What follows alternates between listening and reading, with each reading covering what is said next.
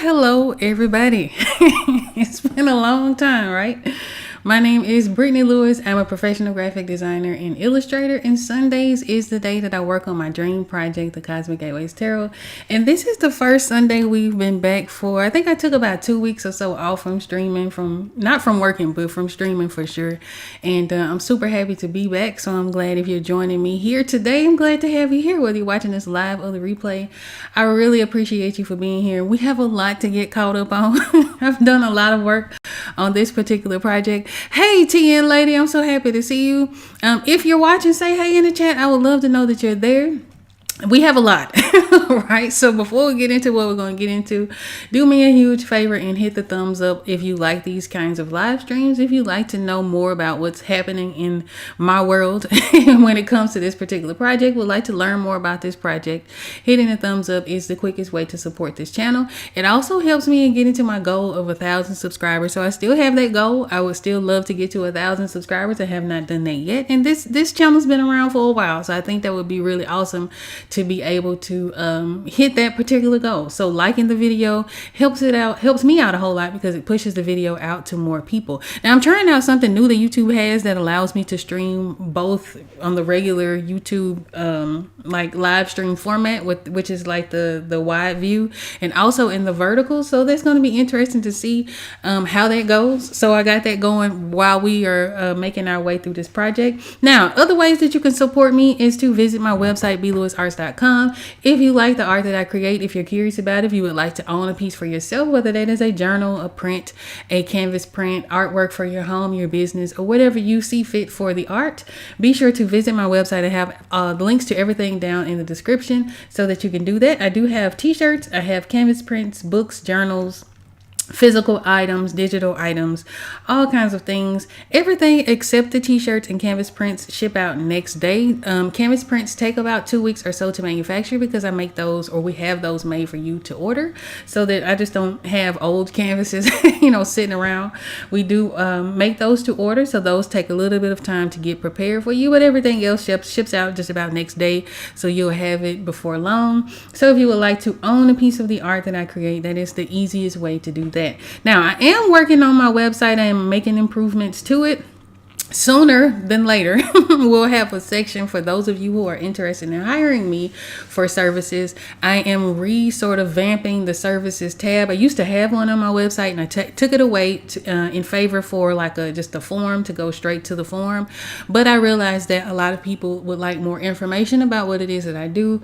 The starting at pricing, which is something that I have not explored yet in terms of like just putting it out publicly. Not because there's anything to hide, but because every project is different, has different requirements, and so a lot of times there's a baseline that I know of, right? But I guess it is I'm learning that it is important to have that available for you all to see as well, so that you can know about how much my services begin and then we go up once I've talked to you, once we figured out what it is that you like for or would like for your project, what it is that you would like to accomplish. So that'll be coming soon. I have been working on that for the last couple of weeks off and on. I am a one-woman show, so when I get kind of to a point where I know something else needs to be done, I stop and go do something else, because there's always something else to be done when it comes to running a business and a creative business at that. All right, so Cosmic Gateways Tarot. So we left off, I think, where do we leave? I guess December sometime. December, I was working on the Four of Wands. So where I left off with that picture with you guys, I believe I was working on the broom, and I believe I was working on our bride character. I have completed that card. So I finished it on January 2nd. I'm super excited about that. I have the source material card here in the references panel, and I'm going to show you guys what it looks like completed. So I'm real excited about this. It came along extremely well. It is still a huge file. I lost some of the time lapse footage of it because Clip Studio records time lapse for me automatically. Because it's such a huge file, I was not able to keep up with it. But I'm so excited and happy for the way that this particular image turned out. It looks like we spent several months on it.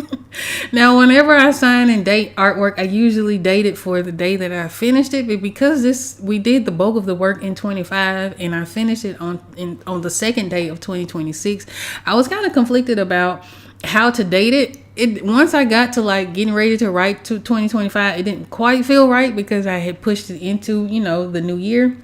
It's just one of those cards that just took a while, right? But I'm really, really happy with the way that this turned out. Now, again, the Four of Wands is a card about community. It is a card highly associated with marriage. So that is an image or the motif that I wanted to lean into the most. So I wanted to depict a jumping of the broom marriage ceremony using using three of the pillars in the background and the broom as the four wands. Super happy with the way that this turned out. So I was pushing around, I would say maybe started December, I want to say 29th, and I went hard, right? I was working every day, all day, trying to get the top of this done. It took me a lot longer than I anticipated, but again, I'm really happy with the way that it came out. It came out exactly the way I envisioned it. Not quite exactly the way that I had my reference set up, but that's the sort of the power of references. You don't necessarily want to do exactly, it just kind of depends on how you set your references up. But I knew that my reference was a good baseline, and then from there I was able to have quite a bit of creative freedom. So this card turned out really, really nice, and it brings us to the next set of cards. Now, one of the reasons that I did not rush to finish this particular card is because I wasn't ready to move forward. Right? Was not ready to move forward. I did not have the next set of cards completed, and I was not sure sort of which direction to go in. And when I was working on the fives, and I've been working on this in sequence, at the beginning, I really didn't have any ideas or clues or anything like that as to how to move forward, how I wanted to depict those cards, what sort of images and symbols and things like that I wanted to attach to the cards. So I was having a little bit of a challenge, sort of getting to a place where I was ready to move forward. But now that this is done, of course, we have to move forward. So my goal for this year is to complete 15 cards. So last year we completed 9. The year before that I completed 3. The year before that 1. Right? I'm not real sure what I did 22, 21, or 2020. I'll have to go back and sort of kind of look into that. But what I've done just to kind of set myself up for success is I actually went through the next 8 cards, right? So not even just the next 4. I went through to develop the next 8 cards. So I developed the 5s and the 6s of the Cosmic Gateways Tarot. Now, with that, the way that I go through my development process is I will break down each individual suit. I will break down the keywords for each card as I know them and as I am researching and finding out about each card. I also include numerology studies. I look for patterns in the cards, especially with the numbers, because they do have similarities across the suits. So all 5s are somewhat related to conflict, to loss, to confrontation, that kind of thing. So from there, I decide how I want to illustrate those cards. Now, when it came to the 5 of Cups, that was the one card I knew exactly what I was going to do, right? The 5 of Wands was one that I had a pretty good idea. I wanted to start with the Jacob's Ladder using the strings, having the hands and the strings, and that represent like the debate, the tension, the conflict. I simplified it with a knot, and then I sort of wanted to explore more ideas, and I went into sort of I don't know if it's Mayfair or like the ceremony where they spin the ribbons around the pole. Eventually I settled on the knot.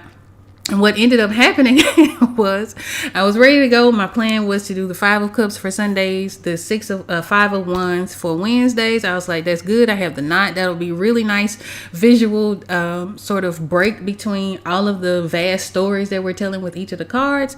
And I was talking to my husband about the tarot deck, Tarot of the Divine. And I don't know why. I think I was talking about it in relationship to the 6 of Swords, because I like the fact that Yoshio Shitani, who is the artist and author of Tarot of the Divine, I liked how she put the swords in the boat, or in the sort of the vessel that she has her characters in. I was like, when I get to that, I probably will do something like that, because I just like how it's depicted, right?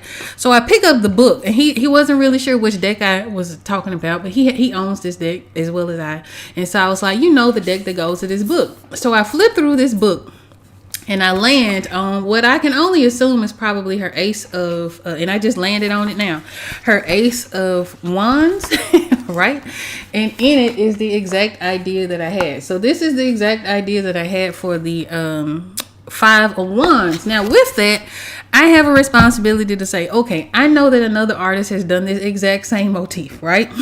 So do I keep it or do I pivot? In my mind, I think if I did not know or had not come across that image, I probably would just move forward and find out about it later. And oh no, happy accident, great minds think alike, that kind of thing.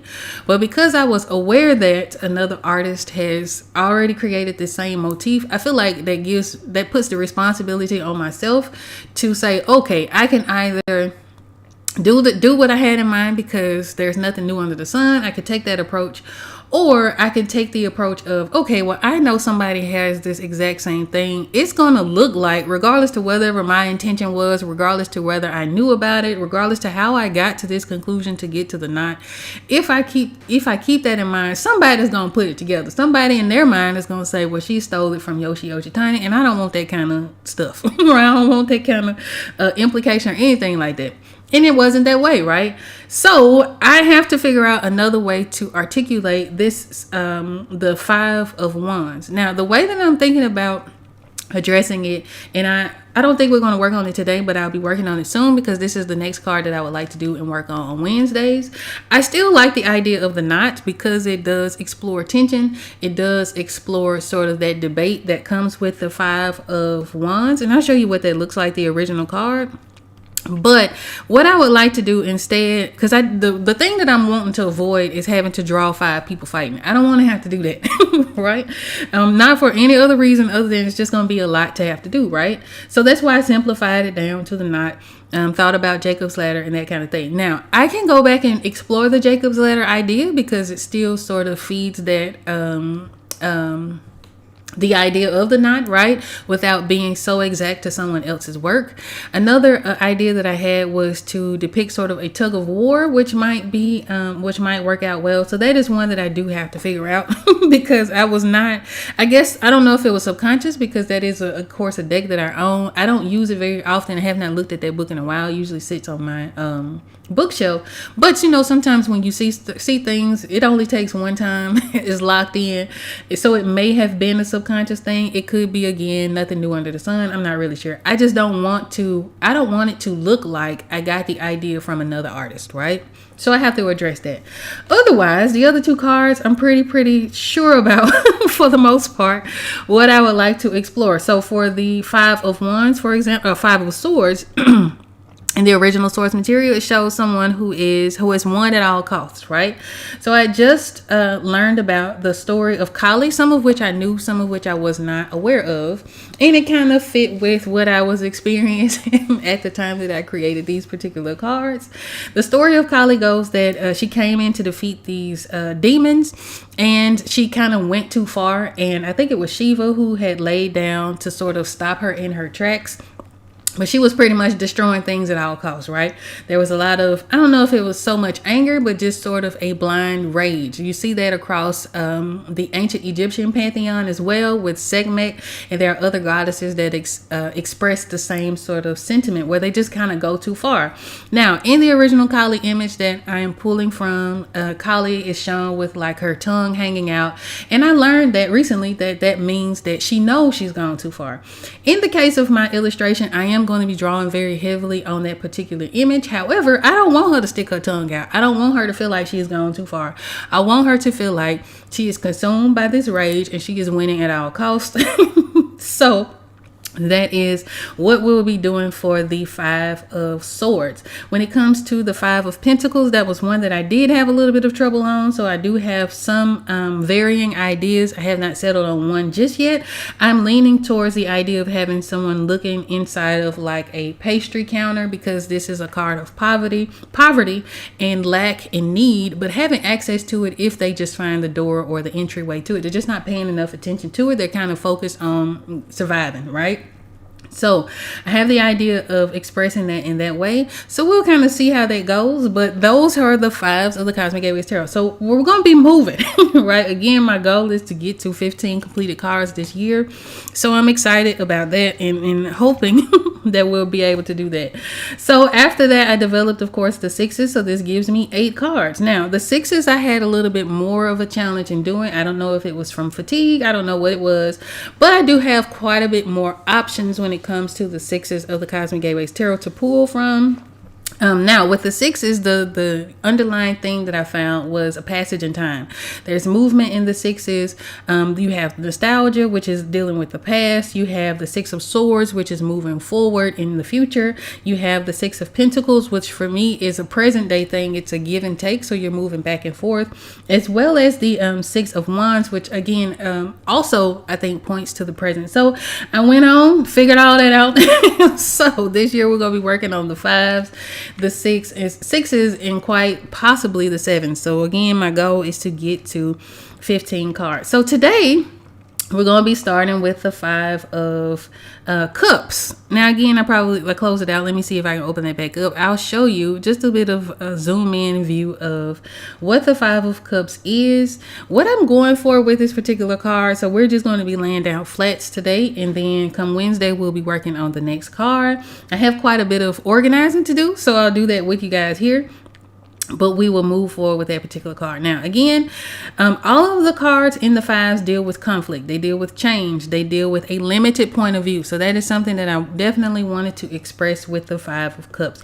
My idea was to have a woman kneeling on the floor. She's crying and paying very close attention to the cups that are spilled in front of her, right?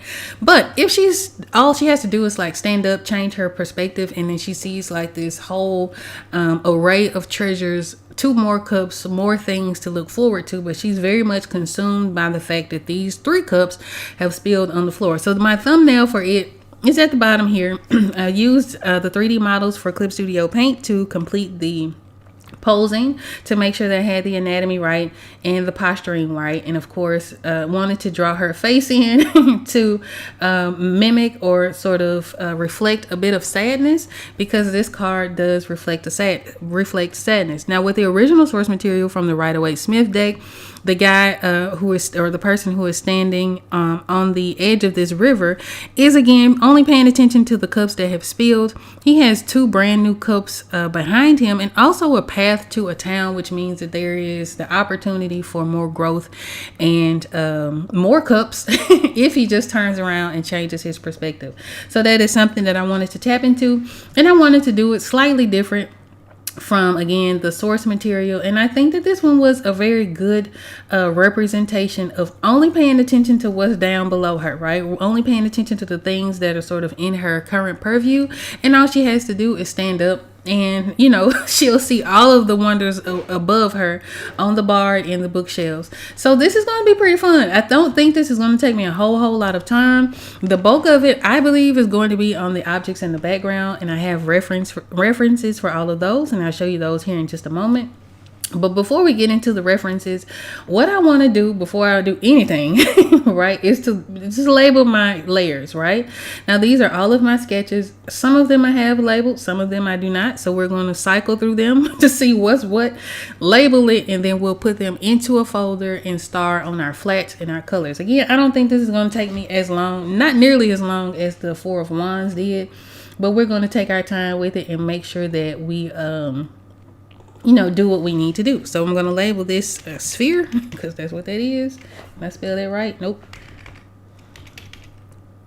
So my layers panel is to the right hand side of the screen. So if you guys are watching this vertically, you may not see that, but I'm going to label that sphere. I'm going to just again cycle on and off these layers to see what things are.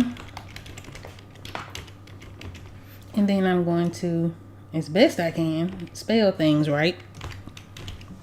Label them. And that way, if I need to tweak anything, if I need to change anything in terms of where items are sitting on the page, then it'll be easy for me to find them. I'm just going to label that fish. That works. Now, when it came time to put objects and things like that on this bookshelf, it was real important for me to have some symbols of things that this person could look forward to as they're standing up and actually viewing their surroundings.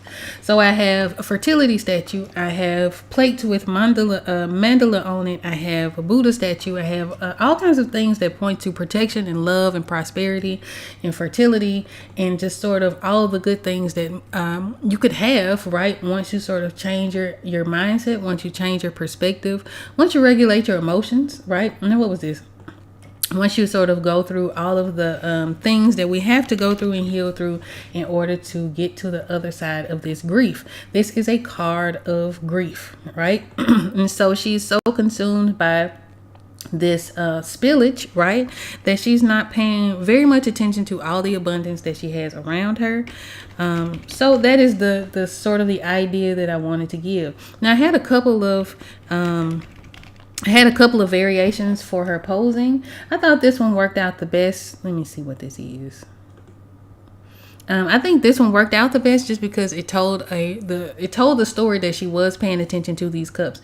Now the other pose that I have, I might show you guys what that looks like. Let's see if I have it. Let's see if I have it so you guys can see. Now I didn't finish, right? But now if I was to go with this particular pose, she's not necessarily paying attention to the thing that she spelled. She's sort of consumed in her own emotions and her own feelings. But with the source material, I think that the character is more consumed with the action or the circumstance that they find themselves in. So I didn't really feel like this particular pose fit, which is why I went with the her kneeling sort of on her knees and just really looking at the spill, looking at the mess and paying attention to what's going on the floor versus paying attention to what's above, right? And what's beyond her just immediate point of view. All right, so I think that's everything. That's stool 2. I think these are the bookcases.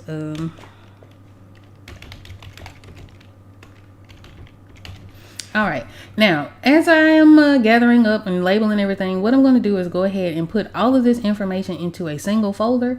I'm going to label that folder sketch, and this will just sort of help me stay organized when it comes time to adding other layers and additional layers and things like that. So with the 4 of Wands, which I showed a little bit earlier, there are so many layers and so much information. If I had kept the sketches sort of individualized and kind of separate from their just being ungrouped, if I had kept it ungrouped, it would have been extremely difficult for me to sort of navigate the layers, right? There were already a ton. There was so much information to that file, so much to do there. So I like to group my sketches into a file, and I'm actually going to change the blend mode to multiply. This doesn't really help as much as I guess it could. Well, I'll take that back. What this does is if I were to color this canvas, let's say for instance, I want to give this a background. I want to give this a very dark bar-like, at least the floor of it anyway, bar-like atmosphere, very cozy, I guess. What multiply does is allows the lines to show up and blend into the color underneath. So something like this. I kind of like how brown this is, and it might be a little bit too dark. Of course, I do have a tendency to work dark for this particular project. I don't know why. I don't have a particular reason. It's just how it kind of worked out. But I don't want to start off too dark just yet, or maybe I do. I don't know. We'll see. But something very dark. So what this will do, and that's too bright, what this will do is allow the lines to kind of show up, and they'll continue to show up no matter how dark or how light the information below it will be. So I kind of like this particular color. So what I'm going to do is lay down paint bucket using my paint bucket tool. I'm just going to color this whole thing this goldish color, and then from here I'll give everything a sort of a flat, right? And then once I come back and I'm ready to move forward, All I'll need to do is add details to each individual thing. Now already I can see some shortcuts that I'll be able to take for this particular card, mainly because the cups actually come from the Two of Cups card, which was done 2024. So we completed that 2024, and I just used the same cup. It looked good, right? It fit what I needed to fit. So that helps. So I don't have to redraw cups. I can just kind of borrow from that previous card, and it does give me some continuity and some consistency so that everything looks the way that I need it to look. Now in this background, I kind of like this gray color that we had for the gold. I think there were some gold vases that I have in my references. Now these are all the references that I gathered for this particular card. There are lots and lots of them, right? Because I was pulling images and sources from all over the place to kind of make my own unique composition, right? So I kind of like this grayish blue, right? What I'm going to do is I'm actually going to, what did I just do? I'm actually going to start working my way from the back forward, right? So the backmost thing is going to be this wall. You're going to fill that in with this nice gray, right? So we're starting to get that nice sort of, home bar trophy room type of look. And I'm going to label this bookcase wall. And then from here, the next thing is going to be probably the items, right? So let's start to fill in some of these items. So right now we're on the gold vases. We'll go ahead and start to work that in. And I'll just pull local colors from the actual reference itself. I don't have to sort of guesstimate unless I wanted to. I don't, but if I wanted to, I could, but I just want to use what I have. That's why I chose the references, because I like the colors and because I liked how they were drawn. I liked how they look. I liked how they fit within this scene. So I don't have to reinvent the wheel in order to do this. Now, of course, I could use my lasso tool. I could probably use a symmetry ruler, which we may come back to when it's time to give details to these items. But for right now, just so I can get warmed up and get in sort of the feel of drawing on my tablet, I'm going to manually put all this information in, right? Now, if you would like more information about how flats work, why they're helpful for me as an artist, right? I know every artist has their own sort of process and style and things like that. There is a standalone video on this particular channel about flats. In a nutshell, they help me save time, right? So I don't have to, once I put down the flat colors, I can sort of tweak the color palette to fit whatever it is that I would like to sort of convey, right? So right now, I kind of did that when I went looking for my references. I tried to find references that all kind of spoke to a very earthy, very homey sort of luxury in a way, but more not quite cottagecore, but just a very warm feeling, right?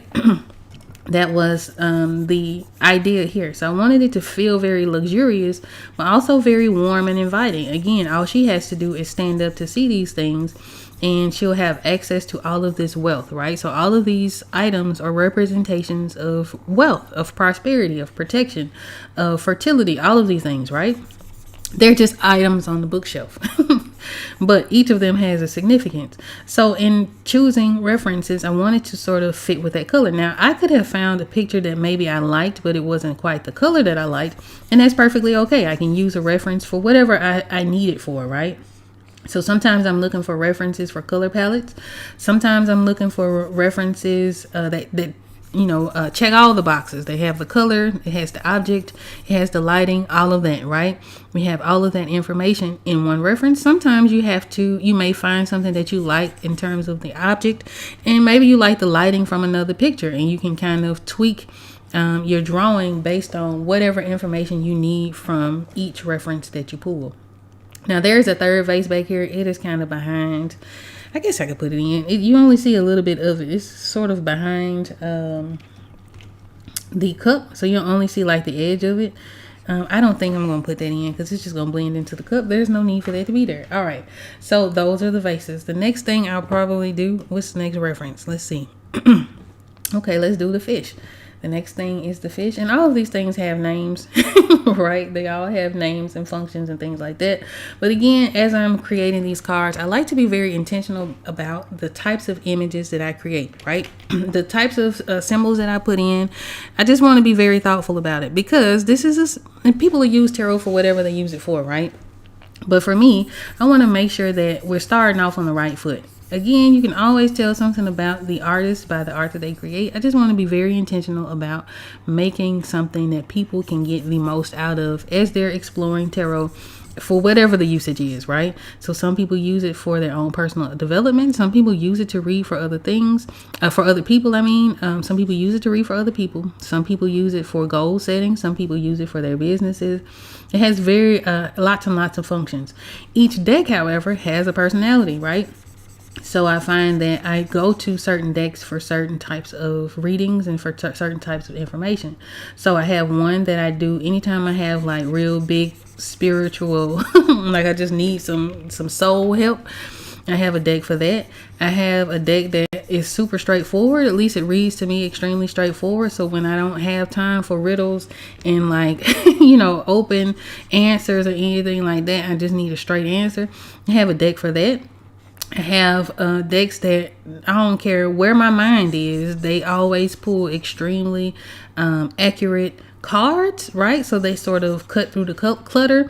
I have decks for that. I have decks that I use for ancestral work. So anytime I am trying to connect to my family, to past experiences, to all of that resides within my DNA and RNA, I have decks for that, right? So I have, each one has its own purpose. I feel as though that may or may not have been the intention of the person who created those images, who created those cards and the books that go along with them. But as I am creating the Cosmic Gateways Tarot, it is just very important for me to have a certain kind of energy that people can tap into as they use these cards. So I put a lot of thought and a lot of effort into creating each particular design, which is why when I came across I'm pretty sure it's the Ace of Wands for Tarot of the Divine, and it was so very similar to my idea for the Six of Wands in this particular card. To me, it was my responsibility to not, even though I have my own reasons and I have my own justifications and I have my own journey to get to that particular idea, it just made better sense for me to be a little more thoughtful, right? So now that I know that image, almost the exact same image already exists, right? I don't necessarily want to copy that, right? I don't think that would be helpful for me at all, right? And I think that it would be difficult to justify or to sort of prove that it wasn't copied, because I am a fan of Yoshi Yoshitani's work. I do have her book. I do have her tarot deck. I have bought quite a lot of her artwork over the years. So it would be very difficult for me to say, oh no, I didn't see it, which I didn't, right? I didn't. But now that I know that it exists, I definitely don't want to do the same exact thing as someone else. Now, again, I may lean into the not. And for those of you who are joining, I had planned out the next 8 cards, right? So I have thumbnails for the next 8 cards, and I was super excited about this. I don't know why I was so excited about it, because I was like, this would be easy. Kind of reminded me of the 3 of Swords for this project, which was the hand that was squeezing the heart and had the needles in it. I was like, I kind of like that sort of visual break, because so much of the cards have, people in them. They have stories, they have atmospheres, they have environments, and all of that. It's good to have sort of a visual break, right? So the Jacob's Ladder turned into the knot, and I was like, oh great. That's such a great idea. I'll work on that on Sunday, knock that thing out, and we'll be done with it. On to the next card, so I get these 15 done for 2026, right? That was my thinking. And just on the off chance I was talking about something completely different, or a different card altogether, and I was showing, in that case, I did like how this particular same artist, right, did the swords in her 6 of Swords. I like that she put them in the boat. The boat idea that I have, we'll talk about a little bit later, but it's pretty much based on the ferryman that travels to the Duat in ancient Egyptian pantheon, and like from the Book of the Dead, which is where I got the idea from, right? So there's this idea that there is a person who travels on this boat and takes souls to be weighed so that they can go to the afterlife. You also see this in ancient Greece with the river Styx, right? So I was like, okay, great. I like how she had the swords in her vessel, even though her story was different. I'm going to use that because I like how she did it. That makes sense for me. It's not the same thing, not the same image and all that. But when it came to this particular card with the knot, it was almost beat for beat the exact same thing, right? So again, it just became my responsibility to not, now that I know that it's a thing, to not copy it. Now, if I didn't know and I was just kind of going into it blind and ignorant, then, it is what it is. But I'm kind of glad that I found out before I actually started to work on it and talk about it and all of that, because of how close and similar the images are. So that gives me a little bit of responsibility. It also is a good practice, and again, pivoting, not being so attached to to one particular idea, which is something that we talk about quite a lot, right? Leaving yourself room for creativity. So I was frustrated. I was like, oh man, going through all of these emotions, like, oh man, I had just and it was happening at a time that I was already like frustrated with other parts of life. I don't know how y'all's new year went. But mine was full of challenges, right? So I had so many challenges and things that I had to face and to sort of deal with and all of that. So I had a pretty challenging new year. So I'm like, it come on, right? I'm like, goodness gracious, there has to be some kind of respite or some kind of like break, man. Like, come on. Come across this thing, it's like, man, goodness gracious, I was frustrated. I had my own sort of battle with that and all of that had to do with ego, but I had my own sort of battle with dealing with how to pivot, how to change. But once I kind of slept on it, I was like, okay, well, this is what it is. It's already been done. So I could either go forward knowing that someone else has the exact same thing and just inviting the conflict that may come from it, right? And just not worrying about it, because again, there's nothing new under the sun and great minds think alike and all that, right? I could have taken this stance, but I was like, well, let me just kind of see what I can come up with. If worst comes to worst, if this is all that I can think of, then I'll just, talk about it, write about it and all of that. But it was just going to invite so much conflict, because now you're dealing with copyrights, right? Regardless to what your intention was, you kind of come face to face with dealing with another artist's rights, their copyrights, again, because the idea was so super similar and looked very much the same, in my opinion. Of course, hers had a sword in it, and there were the knots sort of branched out into other knots and things like that. But sort of the heart of the image was so very similar to what I had in mind. So it just, for the sake of my own peace, it was like, okay, well, we'll just have to pivot. So that happens, right? Sometimes you will have an idea and another artist has done the exact same thing. You can do it yourself if you want to. All actions have consequences and things like that. It may not be a big deal. It might be, it may not, right? But if you can challenge yourself to sort of find another way to think about this particular whatever you're doing, then do that. And that's kind of the way that I approached it. Now, there we go. I just kind of scaled that in. I'm going to cheat a little bit, see if it works for me. Does it work? Nope. Uh-oh. So I'm putting in this brush stroke because it's just about the size of this plate. There we go. It's just about the size of the plate. Now they kind of give me less to draw in. But yeah, so that happened. Now, again, I'm super, super, super happy that I got so many of the cards done over these last couple weeks.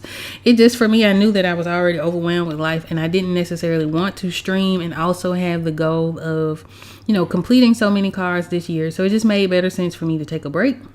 I'm glad I did. I was super excited to come back to see you guys and to chat with you and to tell you about all the work that I've done over these last couple of weeks. It did not go to waste. I definitely used my time wisely. I'm so happy that I'm done with the Four of Wands and so very happy with the way that it turned out. So I have not made all of the prints, all of the cards available as canvas prints, but that's probably one that I will for sure do, just because there's so much detail and there's so much story, and it does really well to stand alone. Some of these cards, I don't know. I guess it depends on the audience. I guess it depends on the consumer's taste. But I don't think all of these would do well in the canvas print sort of environment. But I think that one would. It has a very universal, I feel, feeling to it, outside of it being like a tarot card, right? So that'll be something that I will offer up here soon as a canvas print, and I may get a test print just so you guys can see. I haven't done that in a while. The only prints that I have just around my house, I have the Lovers, I have the Hermit, and I have Strength, because I like those cards, right? So I haven't had any new ones made lately, so that may be something that I do one of these days, so that you guys can kind of see a little bit more about what you'll get if you were to purchase a canvas print from me. So you kind of see the quality, see like the framing if you decide to go with the framing and all of that. So I do have those available. Again, those do not ship out next day. Everything else does except t-shirts. T-shirts take about a day or two, right? Because that is, again, like something that has to be made to order. But everything else ships out next day. So all the journals are next day. All the what else? Journals, the prints, the books, when I had What to Believe for Shadows available, whenever those are back in stock, those will all ship out next day, because it's just something that I have around, right? I have sort of put up and ready to go. So yeah, I hope you guys had a good new year. I know a lot of people have been sort of reporting that they've had trouble sleeping this new year. I don't know what's going on in the cosmos. I'm assuming that might be part of it. I know that the political climate has been very stressful here lately, to say the least, which is very interesting. It's all interesting, right? But I know that has created a very stressful sort of state for a lot of people. I know that the new year for me was again, it was something else. It was fine until it wasn't. And then, life's, and you have to sort of work through it and all of that. But one thing that I have come to sort of the conclusion of is that it's okay to say that you're not okay. And I'll say this. You guys will hear me say this, but it's something that I often find myself needing to be reminded of. I think sometimes when we are used to being the person that kind of takes care of everybody, right? Make sure everybody is good and straight and happy and fed and motivated and inspired and all of that. It is difficult, I think, for some people to see when you're not okay. And that's kind of what was going on with me. And part of that has a lot to do with me not expressing the fact that I'm not okay. So we can kind of assume that people know what we're thinking, know what we're feeling, just because of how much attention you pay to them, right? And how much that you sort of time and energy you give to other people. But everybody's going through something, right? So unless you express that you're not okay, it's easy for other people to just kind of look past it, because everybody got something going on. It's not necessarily the job or the responsibility of other folks to make sure that we're okay. But, sometimes if you express it, sometimes it's just important to express it, right?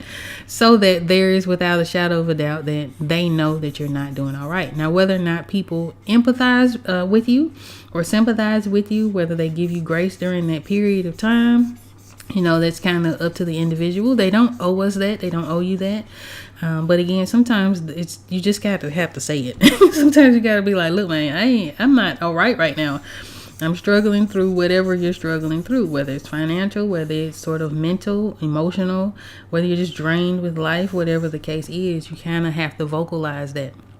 Because again, we can assume that people know or should know how you feeling and how you thinking, but everybody's got stuff going on, right? So you cannot assume or cannot sort of hold people to that standard.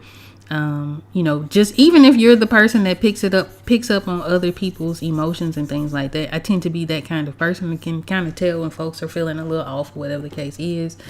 And oftentimes I am sort of that voice to say, hey, it's going to be all right. Even just to listen. Sometimes people don't have the capacity for motivation. Sometimes people just want someone that they can speak to and not feel judged. And sometimes that's the job. But for us, I find, or for myself, because I am that person that can pick up on things I expect. And it's not a real fair expectation. And that's just me being honest and balanced and fair about it. It's not a fair expectation to have of other people to do the same. It would be nice, right? But that happens. So I'm learning to vocalize when I ain't all right. Right? I'm learning to do that. And I'll be 40 this year, so I'm learning a new skill. You're never too old to learn and to pick up new traits and things like that so that you can be better and, continue to pour into other people. Because you cannot pour into people if your cup ain't full. Sometimes you just need the help or sort of the listening ear or, whatever you need from other people, but you have to say it, right? You have to tell folks. You have to say, hey, man, you got a second, and again, it's not their responsibility to say, yeah, come talk or come vent, come dump, trauma dump or whatever the case is, come talk to me. It's not their responsibility. That's the point of having therapists and counselors and things like that. But you never know what someone else may do for you until you sort of put yourself out there and let people know that you need a little help, right? And it's okay to need a little help. Ain't nothing wrong with that. It's nothing wrong with not being all right. It's okay to not be okay. So sometimes you just have to put yourself out there. It's nerve-wracking as all get out, especially if you're an extremely private person as I am, and I don't want to be a burden to nobody. That's kind of my thinking. I don't want to burden. You go through all of these things, right? But you don't mind, or I didn't mind people sort of burdening, or sort not burdening, but just sort of expressing their trials and tribulations. So why not allow other people to sort of take up that counselor space for you? Again, people ain't they're not obligated to do that. That's where your therapist and things like that come into play. But tell folks when you ain't all right. It's okay. It's totally all right. It's okay not to be okay. But one thing I will say is that for me, staying busy and sort of, again, focusing on that thing that is not the color I want. Focusing on the things that sort of bring me joy and sort of give me balance, which is what I'm finding is necessary in so many aspects of our lives. Just finding balance, right? Being busy, doing the thing that I love helps, right? So that's why I always tell you guys the same thing. Find something that you love and that you're passionate about, because that'll help you tremendously. You'll be surprised at how much that helps, because there's always going to be something to do. There's always going to be another responsibility. There's always going to be someone to take care of, especially if you got kids, right? There's always going to be a house that needs cleaning. There's always going to be service needed on your car, whether it's just getting gas or changing spark plugs or whatever the case is that you need. It's always going to be something else, right? So you kind of have to make time to balance that out. Otherwise, it'll drive you crazy. It will drive you completely up the wall.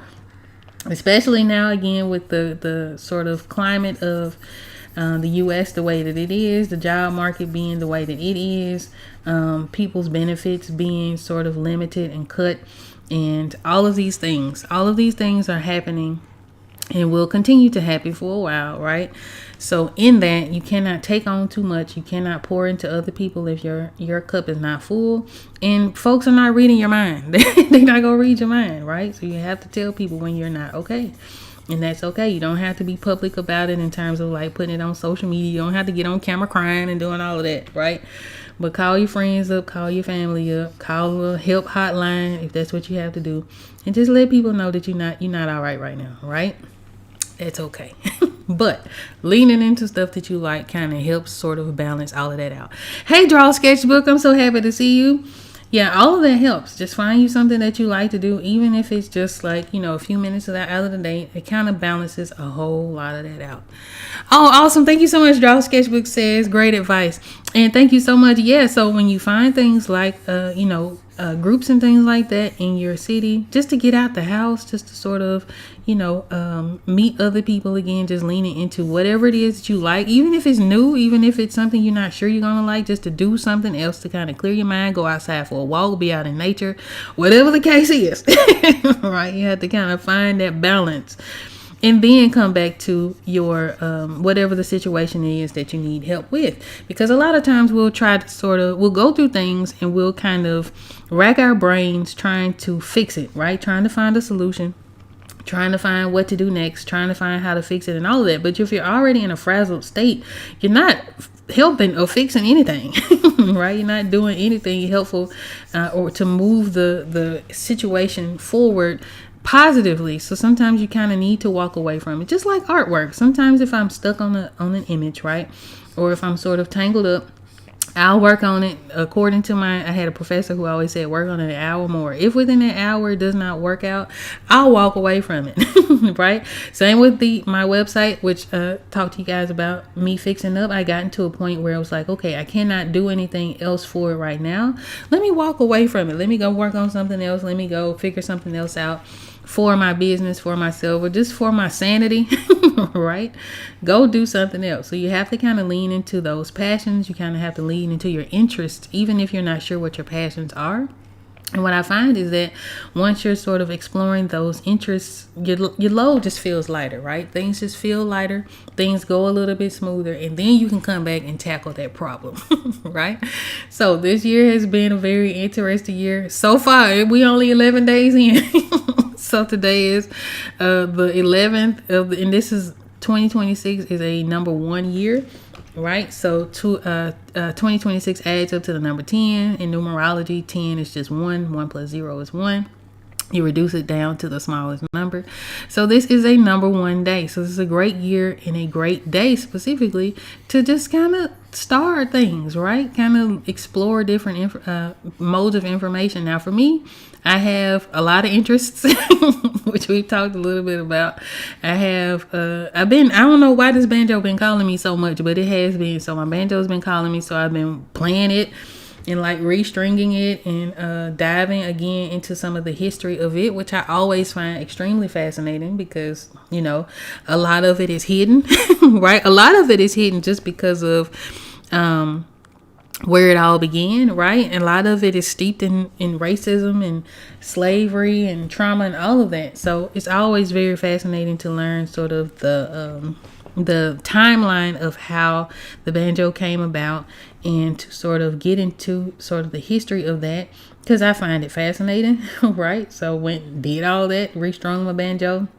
One of them, the other one I keep put up because it is a gourd banjo and it is quite fragile. It actually has a hole in it. So I do kind of bring it out only on occasion. Because again, it is quite fragile, but just sort of leaning into that because that's fun for me, right? I don't know if this makes me country or what, I don't know, but I find it I have a whole lot of fun doing that and playing with it. Another thing I have been wanting to get back into is my traditional artwork. Now, for those of you who may not have been with me for a while, or may not have been here for very long, my background is in traditional art, right? Traditional meaning pencil to paper, right? Paint, brush to canvas, traditional work, right? So a lot of the work on this page, it's not just digital art. A lot of it is acrylics. A lot of it is pen and ink portraits. A lot of it, of course, is portrait heavy because that is what I enjoy the most, painting portraits. But I have been feeling so drawn to just kind of sitting down and drawing for fun, right? Because this is my occupation, because drawing, illustrating, graphic design, things like that is what I do for a living. I do a lot of it for other people. I do a lot of it for things like this, the Cosmic Gateways Tarot, even though this is a dream project and it's something I very, very much enjoy doing, right? I very much enjoy working on the Cosmic Gateways Tarot. I have not gotten tired of this project yet, and it's been 6 years. There is a little bit of a difference between working on something like this and something for my clients versus just drawing just to be drawing, right? So I've been feeling the pull to just draw. And I've come across so much, so many art supplies, I would say. So many art supplies that I just had kind of hidden away and put up. Now I don't have as many like sketchbooks and like substrate. I don't have as many canvases and things like that as I used to have because I gave a lot of that away. But I have like pastels. I mean, all kinds of stuff, right? So it's been kind of calling me to draw just for the sake of drawing. Some of that I may record just because, just to hold myself to it, but I don't want it to be so rigid that I'm doing it because, oh my goodness, I have to put up a video today kind of thing. I don't want it to be like that. I just want to draw and share with you guys what I draw, right? Just for fun. Typically, again, when I'm at like events and stuff like that, I always have a sketchbook with me. I always have, something, pencils, color pencils. Sometimes I have markers, I have pens and things like that just to kind of draw as I'm out and about. That is always a whole lot of fun, especially at conventions, especially at festivals and things like that. But like I used to, I have a sketchbook here. I'm gonna show you because I still have it on my desk. So I have a sketchbook here from like 17. This sketchbook is real beat up. This sketchbook here. In this sketchbook, I have drawings that I later turned into other things. But for the most part, the purpose of this was just to draw. So I have figures like this is the first page. I don't know if you guys can see it. That's one of the pages. Once I got to a point where I was actually rendering out some of the artwork, it started as this, right? It started as this sketch to do for fun, and then of course I rendered it and made it a whole thing. So I have sketchbooks like this, just kind of floating around. Not all of the sketches are pretty and organized. I'll show you a couple. For instance, I did a portrait for Roberto Blake, who is a YouTuber. I did a portrait for him. He wanted something that was what did he tell me? It was Star Wars and Street Fighter. So I went through all of these iterations. So none of the sketches or anything like that aren't like super fancy. Some of them are, some of them aren't. Here's one that I did. I actually did render this. So some of them had the purpose of being finished. Some of them I just finished it just because I wanted to see what it would look like, and then it turned into something else. So for instance, this is 2018, couple of portrait studies, just drawing things like that. When I was filling up this sketchbook, it was fun, right? So this is another one. Hope you guys can kind of see it. If you guys are watching this vertically, I would suggest watching horizontally so you can see the camera. But this is sort of what it looks like. And then I rendered it, so I cut it out and put it in the sketchbook. So I have lots and lots of examples of things. And as a matter of fact, I think this was when I was first playing around with the idea of doing a tarot deck. And I think the first card that I came up with was the Queen of Cups. Now, of course, the Queen of Cups that I ended up designing doesn't look like this, but this was just sort of me playing around with the idea of creating a tarot deck. Again, this sketchbook goes back to 2017, 2018. So I have, some of these aren't great. Like this one, this one's okay, but I did it sitting at a convention, right? Just doodling. And so I kind of want to get back to doing that because again, that was just me drawing for the sake of drawing. This is 2017. Right, so just drawing for the sake of drawing because I enjoyed the process of putting down shapes and seeing where the shapes went to see what kind of face I could kind of create, because again I like faces. I was challenging myself to do like whole body poses and things like that, so I've been feeling like the pull to do that, right? So I think that's a good balance between doing the illustrations for work and for the project and for the sake of moving forward and advancing my career, and just drawing just for funsies, right? Just drawing just for the sake of drawing. So that's where I am. I've been feeling it. Now again, I have so much stuff. I found like Winsor Newton markers that I had purchased some time ago, and luckily for those, I had stored them laying down like horizontally, so they did not dry out. And those markers I know are a good 10 years old. They old. They still work though. They still work. For the markers that I had that I did not store vertically, it's hit and miss. Some of them have dried out and some of them have not. But just sort of playing around with some of that stuff and finding it has been a whole lot of fun. All right, so let me stop running off at the mouth. I'll show you what I've done so far. So what I'm doing, I'm just kind of cycling through my references, and then whatever reference I land on, that's kind of the layer that I begin to work on. This is an image that I got from Pexels, I do believe. And Pexels, for you guys who may not know, is a site that's actually connected to Canva, which means it's also connected to Affinity, because Canva now owns Affinity, and Affinity is available for free. So if you're into graphic design, illustration, things like that, it all works together, right? But I like Pexels because Pexels has lots and lots of references that you can download royalty free. Photographs, you don't necessarily have to have an account. You can download it just right out, right? If you have an account, that's a great way for you to keep up with what you downloaded, and you can also make folders and things like that to save images. So for instance, I have a folder for tarot references. I have a reference folder for like book covers, website stuff, all kinds of things. But that is one of the websites that I highly recommend. So this picture, and some of them did come from Pexels and some of them did not, but this particular picture came from Pexels, and so I just kind of modified it and took the part of the picture that I thought fit this particular bookshelf in this case, and then I just drew it in, right? I added it to the illustration, so that again, as our main character is standing up and sort of if ever she stands up, right, if she adjusts her focus, then she can kind of see and have access to all of the treasures and things like that that are behind this counter that she can go and access. But again, Pexels is one of those sites that I go to. That's probably the first site I go to for references. If I don't find it on Pexels, then I can kind of find something on Google and things like that. What I am coming across a lot of times in Google images is that unless it's something like the fertility statue or something like that, what you'll find is a lot of AI images, and it's becoming more and more difficult to tell unless it's people involved. But for the other like things, it can be kind of difficult if you don't know what you're looking for to tell what's AI and what's not. And I don't necessarily want to use AI references for any of my work, right? Just don't want to do that. But so this is what we've done so far. So we have our bookshelf colors. Now, as I'm doing flats, I'm working my way from the back forward. So the first thing I did was put in sort of the overall tone of the image. This will kind of help me with my cabinetry and with the floors and things like that. I then went and put in the wall color, which is gray. So everything within these boxes is going to be gray. I have some extra shelving lines in here. I have not decided if I'm going to keep those in or if I'm going to take them out. So I have them right now, just the opacity lowered until I make that decision.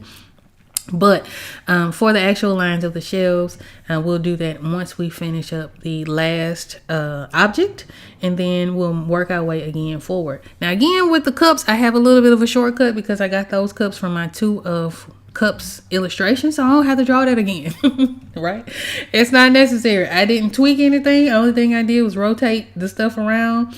And of course, I will have to add in like the spillage and things like that, because there's going to be a bit of a mess on the floor.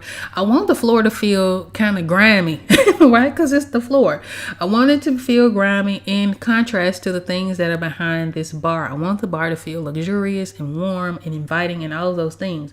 Again, pointing to the idea that if she just changes her perspective, if she just lets the 3 cups that have spilled over go, she has access to all of these treasures, right? And again, a lot of these things point to prosperity and protection and peace and fertility and all of that. She has access to all of those things. So we're going to continue to work our way forward with our last little object, which is, when I looked up this, I think I did like home decor sphere, and I just kind of picked whichever one was the most interesting, right? And then I downloaded it, and then I'm using it as a reference. I like the color. I like the fact that it was gold. Of course, this deck deals a lot with Afrofuturism. Did I spell that right? No, where did I put the other sphere? I don't know. It deals a lot with Afrofuturism, so I wanted to make sure that, oh yes it did, okay. Make sure that we have elements even in sort of a mundane situation such as this one. Now, one of the things that I am tempted to do and may explore as I add details to this is the fact that I want some of this stuff to glow. Again, I want it to look sparkly and shiny and like, you know, like a realm of possibility and all of that. So I'm excited. I'm really excited. I'm happy to be working on a new image because we worked on that 4 of Wands for the absolute longest. We worked on that picture. I know it had been several months, right? So if you guys would like to watch sort of the process of that, maybe I'll put together a time lapse based on the live streams. The automatic time lapse that Clip Studio creates for, or not automatic, but there is a time lapse function. It kind of got lost in the sauce because I had to save and resave that particular image more than a dozen times just because of how big it was, and it just didn't have the RAM and all of that for it to keep up with. The program was crashing. It was a whole thing.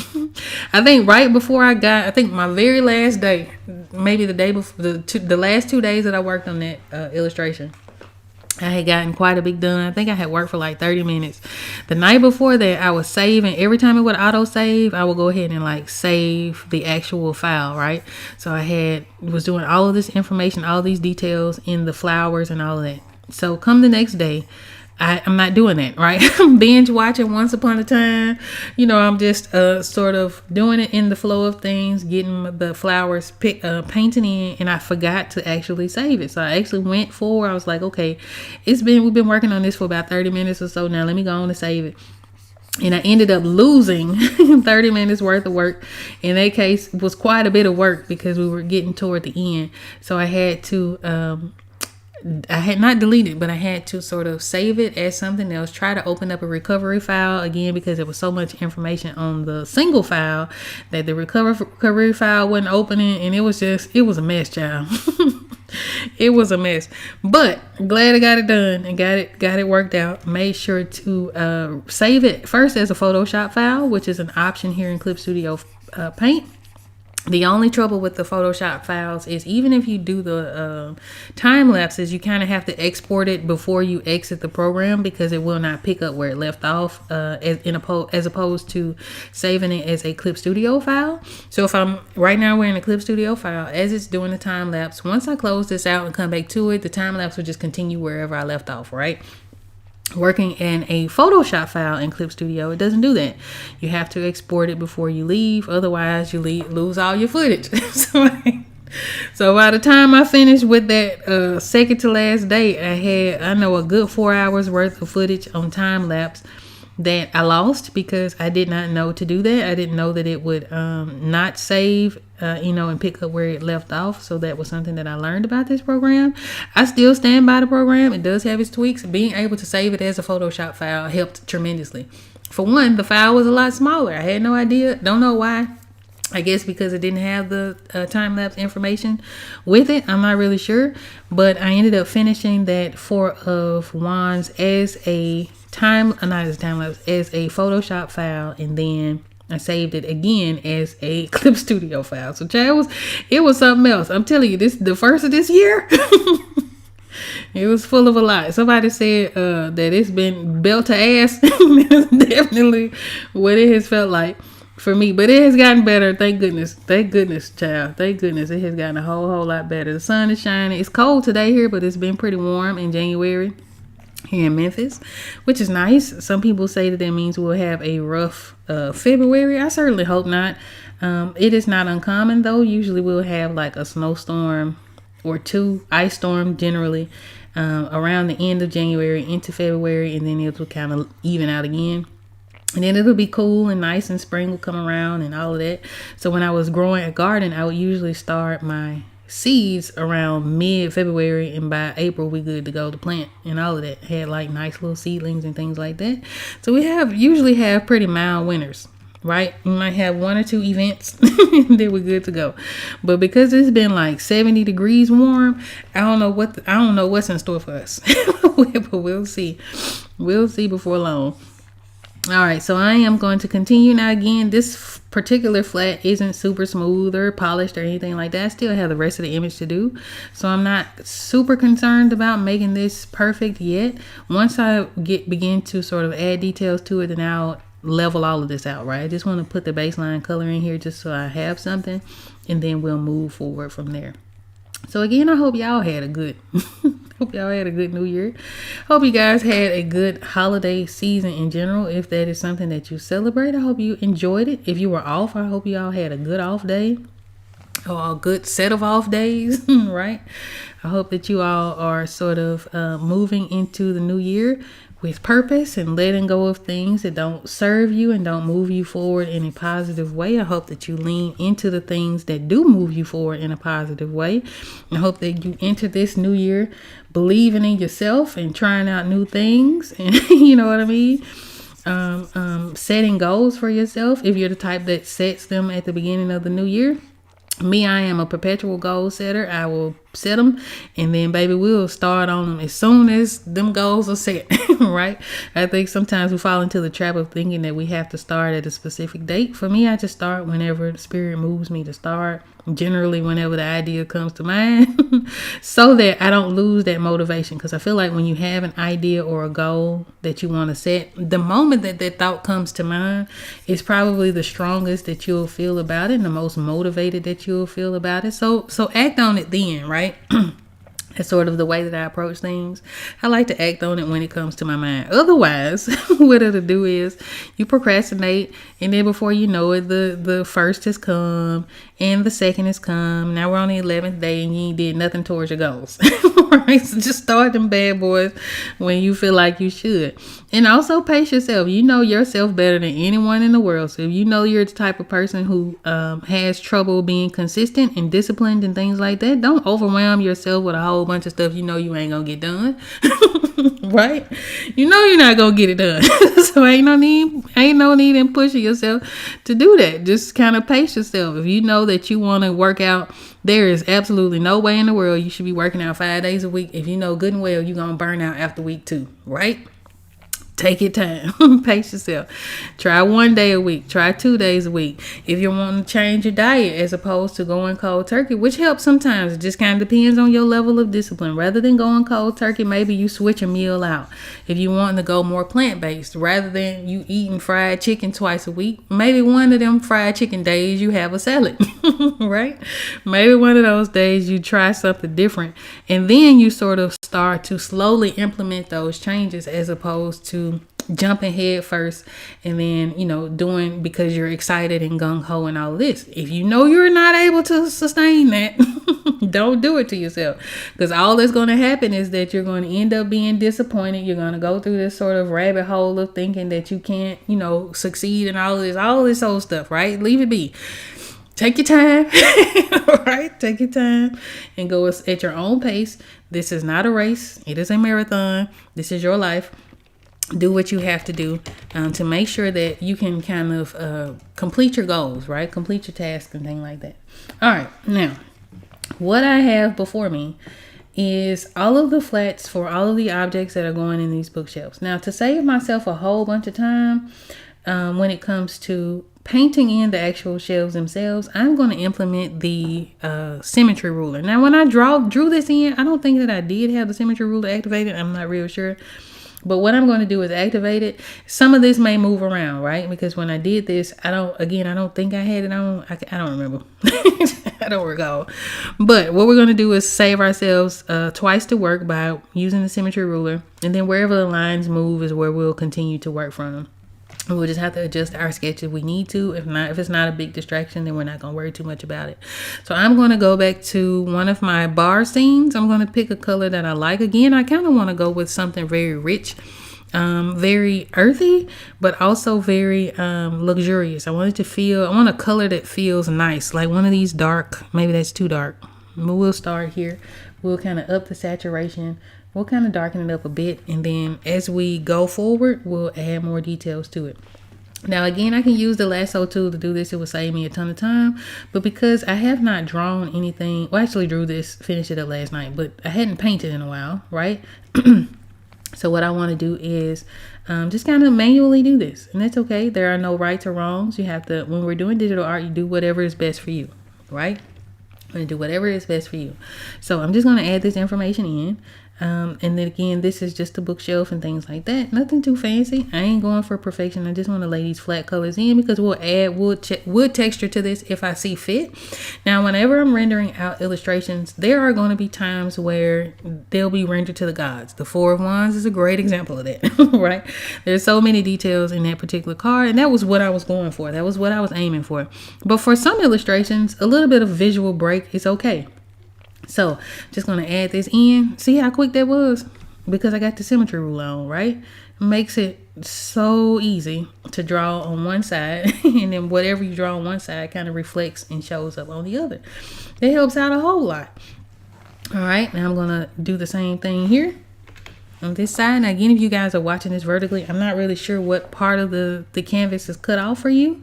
But if you would like to watch this horizontally, make sure that you visit my page, and then you guys will be able to see the full sort of screen that we have available. There we go. Easy. Bookshelves. Done. All right.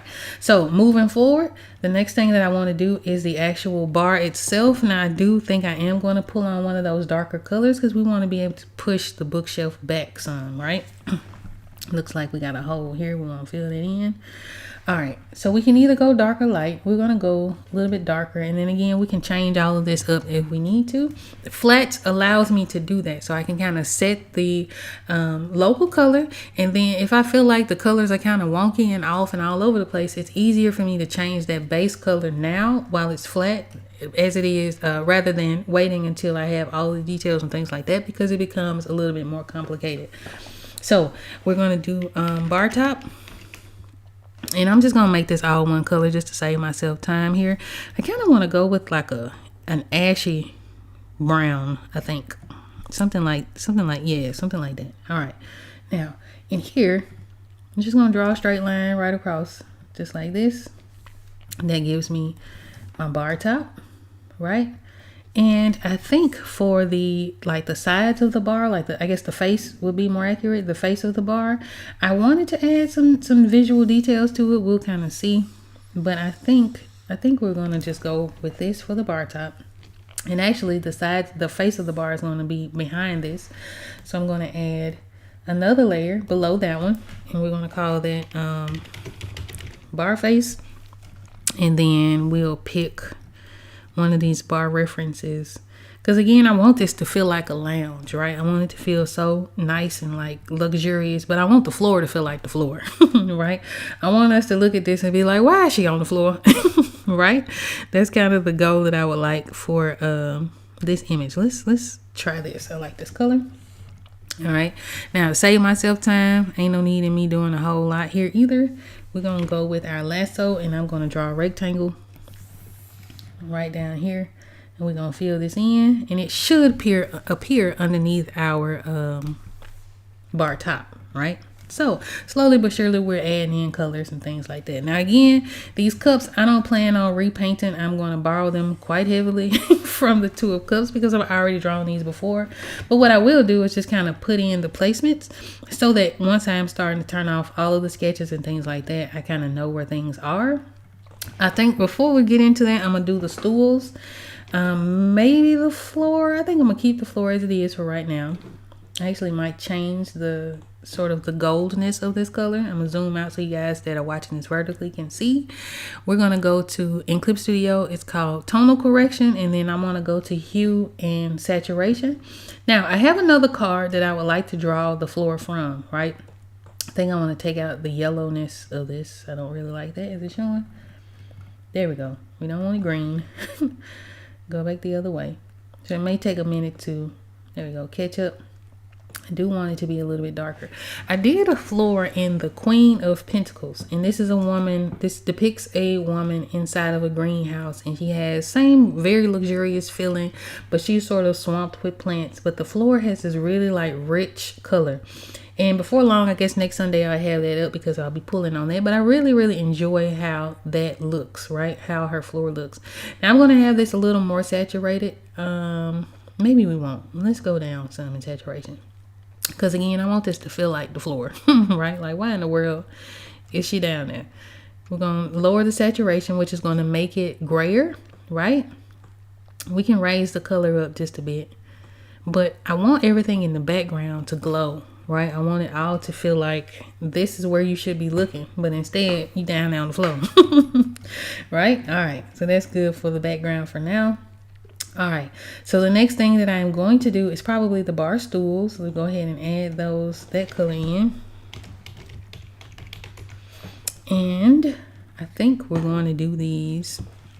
I like this color here. I'm just gonna it's like a brownish color, but I'm gonna turn up the saturation. What did I do? Turn up the saturation. I'm going to make it a little more red so it looks like a red bar stool. Something like so. And then we're going to paint these bar stools in. Like this. And all of this again is just experiment. If I don't like the red, we could change the red. If I want to, think another color will look good in this. If orange might look good, I don't know, green looks good. All we have to do is lay this in, and then just like I changed the color of the floor, I can go to hue and saturation and just kind of tweak the colors of the flat layers. That's why flats work out so well for me. Now, it used to be a time where anytime I would add color to an image, I would draw it in black and white first. And then I would come on top of it with a gradient map. And then from there, I would add sort of like, the additional colors and things like that to kind of flesh out the image.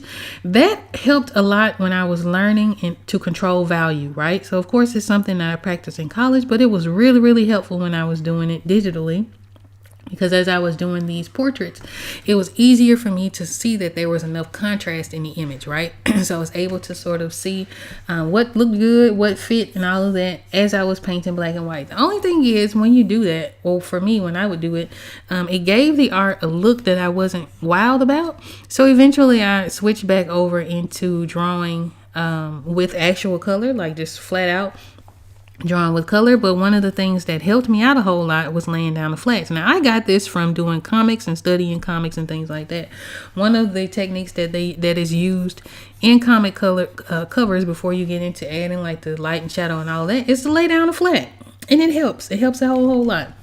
Again, it allows me to kind of look at the color from a very broad perspective. Oh, what am I doing? It allows me to look at the color from a very broad perspective. I can make tweaks to the color a lot easier when it's flat like this, as opposed to once I add. Be done once you start to add details. I've gotten quite a bit of like happy accidents doing that, where I'll change it, and the way that it's shaded, once I sort of change the hue and saturation and things like that, you'll get some very interesting colors. And sometimes that's what you want, sometimes it's not. But for the most part, if I'm pretty set for the most part on the way that I want something to look, it is easier for me to see it when it's flat like this, right? So laying down flat colors. Now, it can be tedious. It just kind of depends. There are multiple ways that you can approach this. You can do lasso, so you can just kind of draw the shapes in. You'll see artists like Loish. I don't know if you guys are familiar with Loish. She does that really well. She works with the lasso extremely well, where she'll kind of outline the shapes, and then she'll like throw colors in and shades in and things like that. So that is one way to attack it. I like to brush the color in just because, no particular reason really. just like to do it, right? Again, there is no right or wrong way to do it. As you are drawing, for those of you guys who are artists, as you're practicing, as you get better with it, as you get more comfortable with drawing either on your tablet or your graphics tablet or your screen, which is a pen display, whatever you're drawing on digitally, the more you practice it, the more you'll find things that work for you, the more that you'll sort of learn techniques that give you the look that you're wanting. And then also the more familiar you become with like the programs themselves. So again, I started my digital art journey in Photoshop, because at the time that's pretty much all we had. We had Photoshop. There was Corel, Painter and Corel drawing, things like that, but Photoshop was pretty much where most people did their digital art in. Photoshop, I feel, and still feel this way, is probably one of the most well-rounded programs for digital art, because not only are you able to draw in the program, but you can do all of your tweaks, your color adjustments after the fact. It's easier to work with gradients and all of that in Photoshop. I'm not wild about the subscription model. I can't get behind it, right? So once my computer aged out of the version of Photoshop that I had, for me it was straight to, let's find an alternative. Now, I started with, I think I had bought a version of Corel Painter, so I started there, and then I got Clip Studio just kind of on an off chance. I just bought it, and it was like a lot of the people who I admired and whose art I think was quite similar to the way that at least the way that I render artwork, they were all using Clip Studio. So I was like, okay, well, let me give it a try. I like it. I think it is the closest to a Photoshop that you'll get, because you have the ability to do like the hue and saturation and the curves and the levels and all of that. What I have had to do and adjust to is doing my illustrations and then going into Affinity Photo or Affinity Designer to do any of my like post tweaks. So anytime I need to fix a color, again, I didn't realize at the time working in Clip Studio how dark the imagery was that I was creating. But once I move into the Affinity programs, and it's easier for me to make those adjustments and to kind of see what needs to be fixed, right, and what seems to be okay and much more well balanced and all that. But just because, I won't say just because.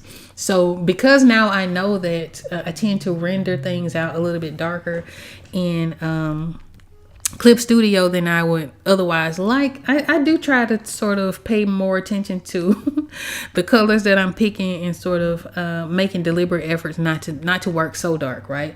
So that is something that just kind of comes with trial and error, just sort of playing around.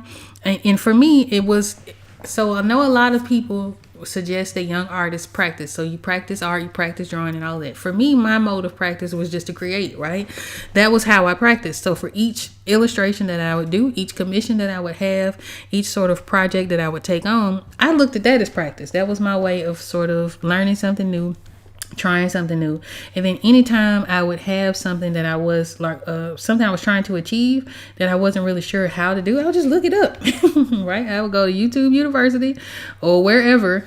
I know for a long time, especially with the graphic design stuff, there was a website called Tuts Plus, which I think is Envato now, something like that. I don't know, it's been a long time since I looked at it, but at the time, early in my graphic design career, if it was something I was trying to achieve and didn't know how to, I'd go find a tutorial, right?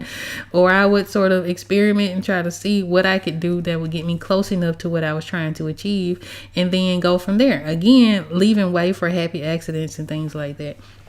So yeah, it's all about trial and error. There is no right or wrong way to do anything. Of course, there are rules and conventions and things like that, and those are there for a reason. I feel like knowing the rules, though, especially having a very good foundation in what the rules of certain art, motifs and techniques and things like that are, helps you break it intentionally. If you want to break the rule and mean to break it. Right? So for instance, I remember I was in a painting class, and I think we were doing it wasn't portraits, I think it was still life. Like they would set up a scene and then we would have to paint the scene. So we're doing like still life paintings, not drawings. We're doing still life paintings. And I was having trouble with proportions. I was having a really hard time understanding how you sort of lay things out where everything is proportionate. And the way that it was coming off is that it looked like I was probably either did not understand what I was doing, which was true. I was having trouble like understanding proportions and how to lay things out at that time. Or I was trying to do caricatures. With something like that, if it's going to be exaggerated, you have to exaggerate it all the way. You can't like slightly exaggerate it, because then it reads as if you don't know what you're doing, right? So learn the rules. Learn how things should go. Learn why things make sense the way that they do, or why things are suggested to be done a certain way. And then when you're ready to break the rules, break it with intention, right? It's kind of how that has to go. So I'm working on the stools. I don't have much more to go from here. I think I will finish up the stools, and then I'll have the cups, and then we'll work on the figure, and that'll be the flats for today. And then Wednesday we will come back and work on the 6 of Wands. Now, for those of you just joining me, I've been on a roll this last couple of weeks. I have developed the next 8 cards. Now, I have not sketched the next 8, but I do have thumbnails for the next 8 cards. So I'm really excited about that. So the idea is that, or the goal this year is to get 15 cards done. I have to go and tally up how many I've done from 2020 to 2022. I don't know how many I had done up to that point, but I know 2023 only did 1 card, right? 2024 I did 3. Last year I did 9, finished up 9 cards. So this year I would like to finish 15. So one of the things that I did to help myself out, to sort of make this goal easier to attain, and also having grace just in case I don't make it, but making it easier for myself to attain, is that I went ahead and thumbnailed the next 8 cards, right? So generally when I am planning cards, I like to plan them in batches. That helps me to stay organized when it comes to this deck, because this is the largest project that I've ever undertaken by myself.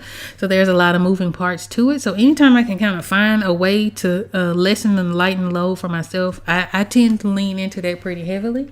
So I went on and thumbnailed, and I'll show you guys that in just a moment, because I see that we have a few more people on. I'll show you what that looks like, but I pretty much do a development sheet where I break down each of the suits, each of the cards, each of their keywords, the numerology. Sometimes I'll incorporate astrology. I don't think I did for these particular ones, but from time to time I will incorporate that, the elements, all of that, right? For instance, Cups deals with emotions, so I wanted to make sure that she looked real sad, right? I wanted to make sure that she looked sad as she was sort of giving her attention to these 3 cups. So I did all of that for the next 8. That's all of the 5s and all of the 6s. So from there, my goal is to work on 1 card on Wednesday and then 1 card on Sunday. So for this Sunday, moving forward until we finish it, we'll be working on the 5 of Cups. And then for Wednesday, we will be working on the 5 of Wands. Now, the 5 of Wands, I have to figure out a pivot for it because my original idea came extremely close to someone else's work and idea. I didn't know at the time. But now that I do know, I feel like it's just morally responsible to make any kind of changes or tweak or anything like that I think will help me move forward in a good way so that people are not viewing that card from a negative, like you stole it perspective, which is a very good possibility, regardless to whether that is the case or not. In my case, it's not because I had no idea.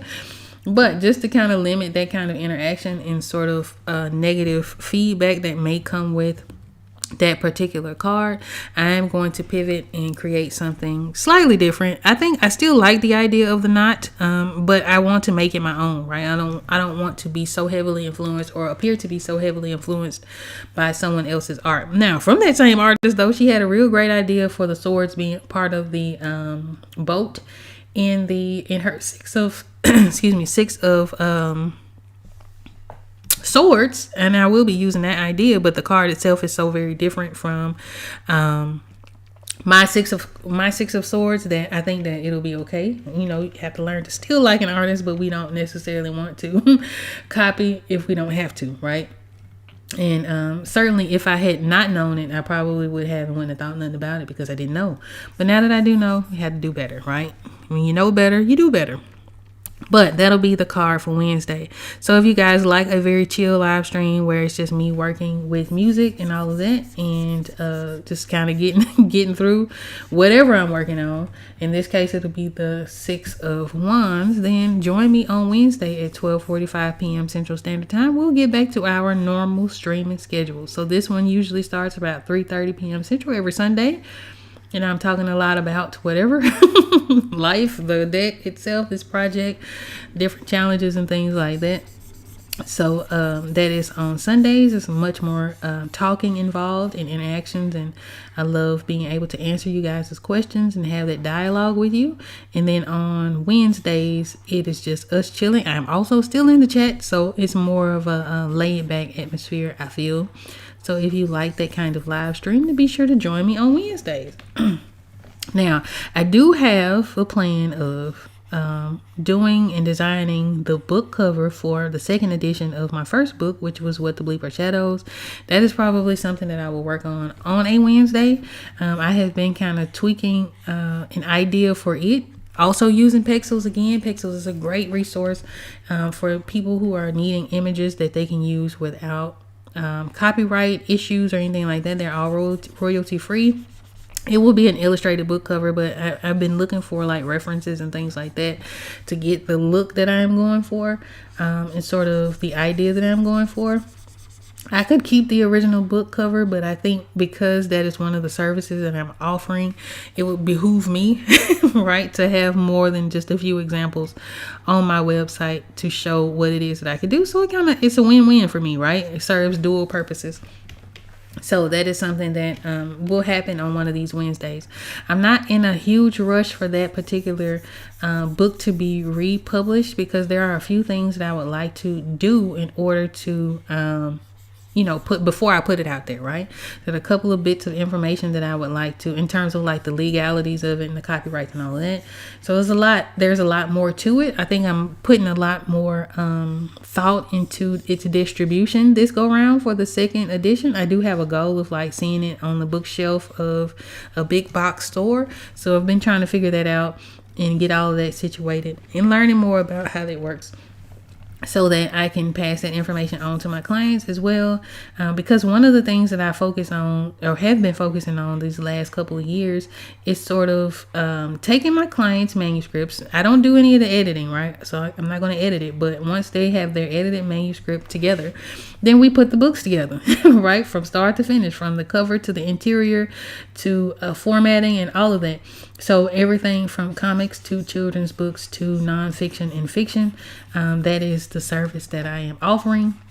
And I just have to make that plain on, on my website. I think sometimes when we're too close to the things that we do, it's hard to see what the consumer sees.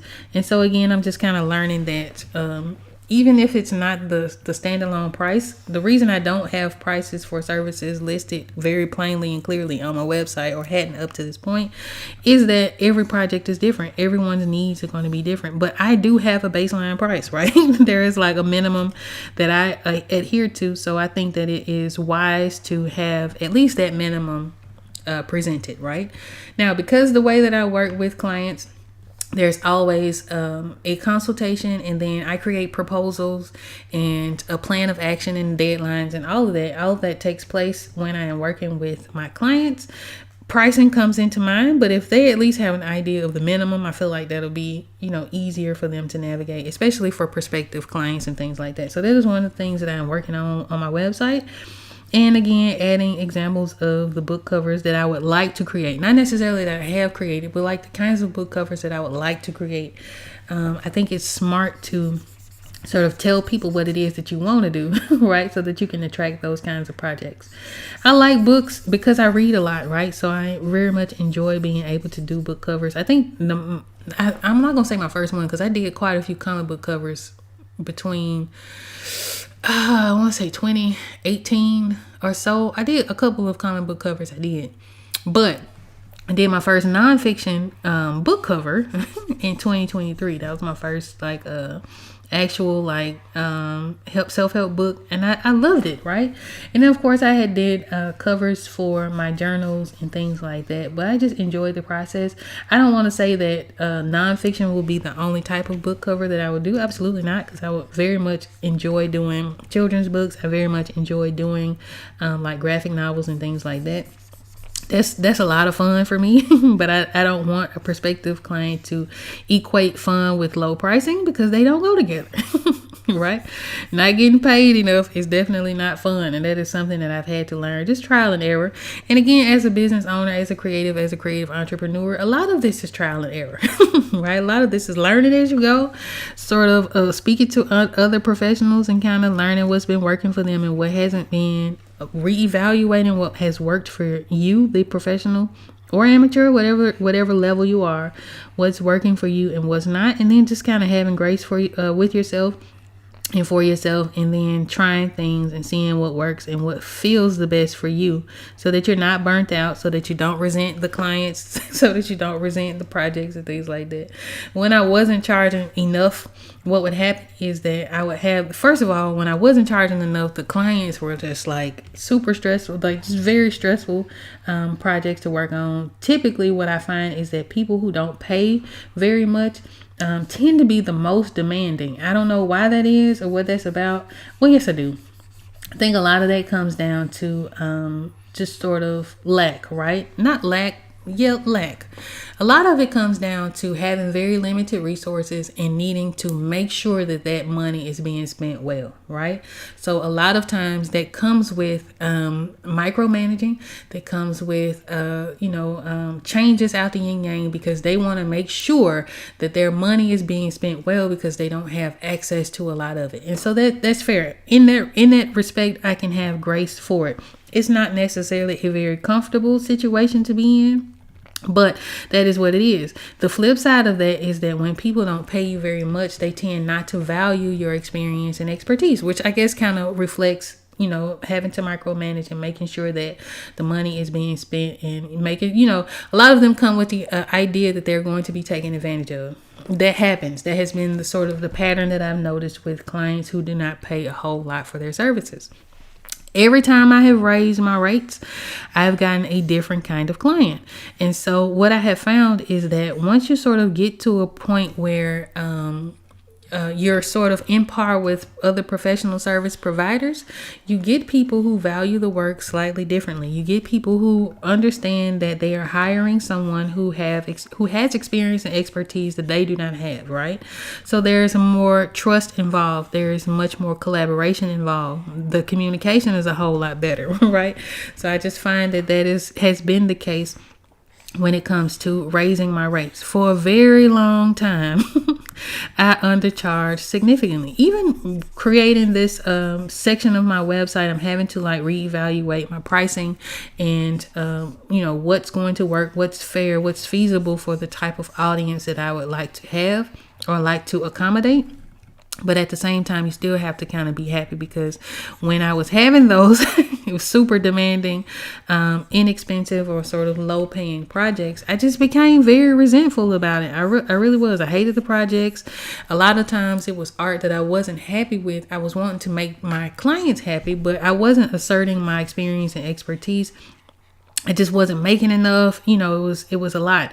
But from that, I learned the most, right? From those very difficult clients, I learned the absolute most. A lot of it had to do with sort of learning how to set professional boundaries, not just personal boundaries, but professional boundaries.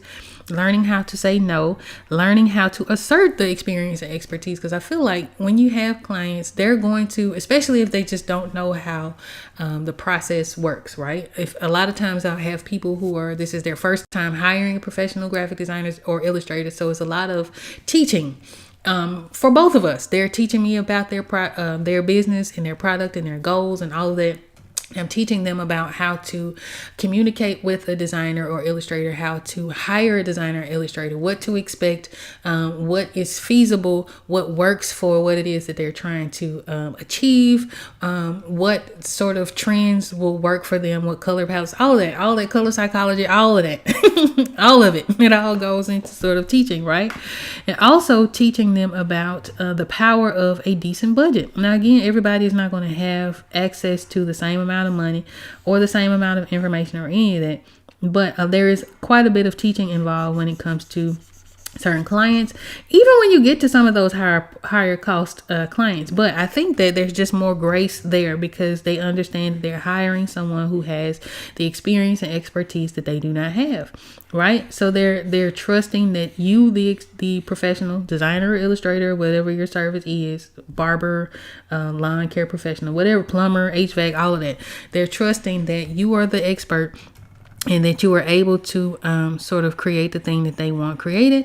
And then if you foresee a hiccup, it's easier for you to articulate that to people who are trusting you as the professional.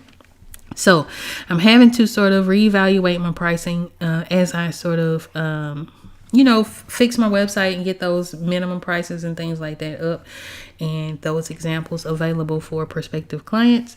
But that is something I haven't tried. I think I did it. I still do have prices for non-commercial projects. So for which is all portraits, right? So all of my portraits and things like that, I used to have that very clearly available. But I think as I moved away from it, doing them as much, which I don't know why I did, because I used to love doing portraits.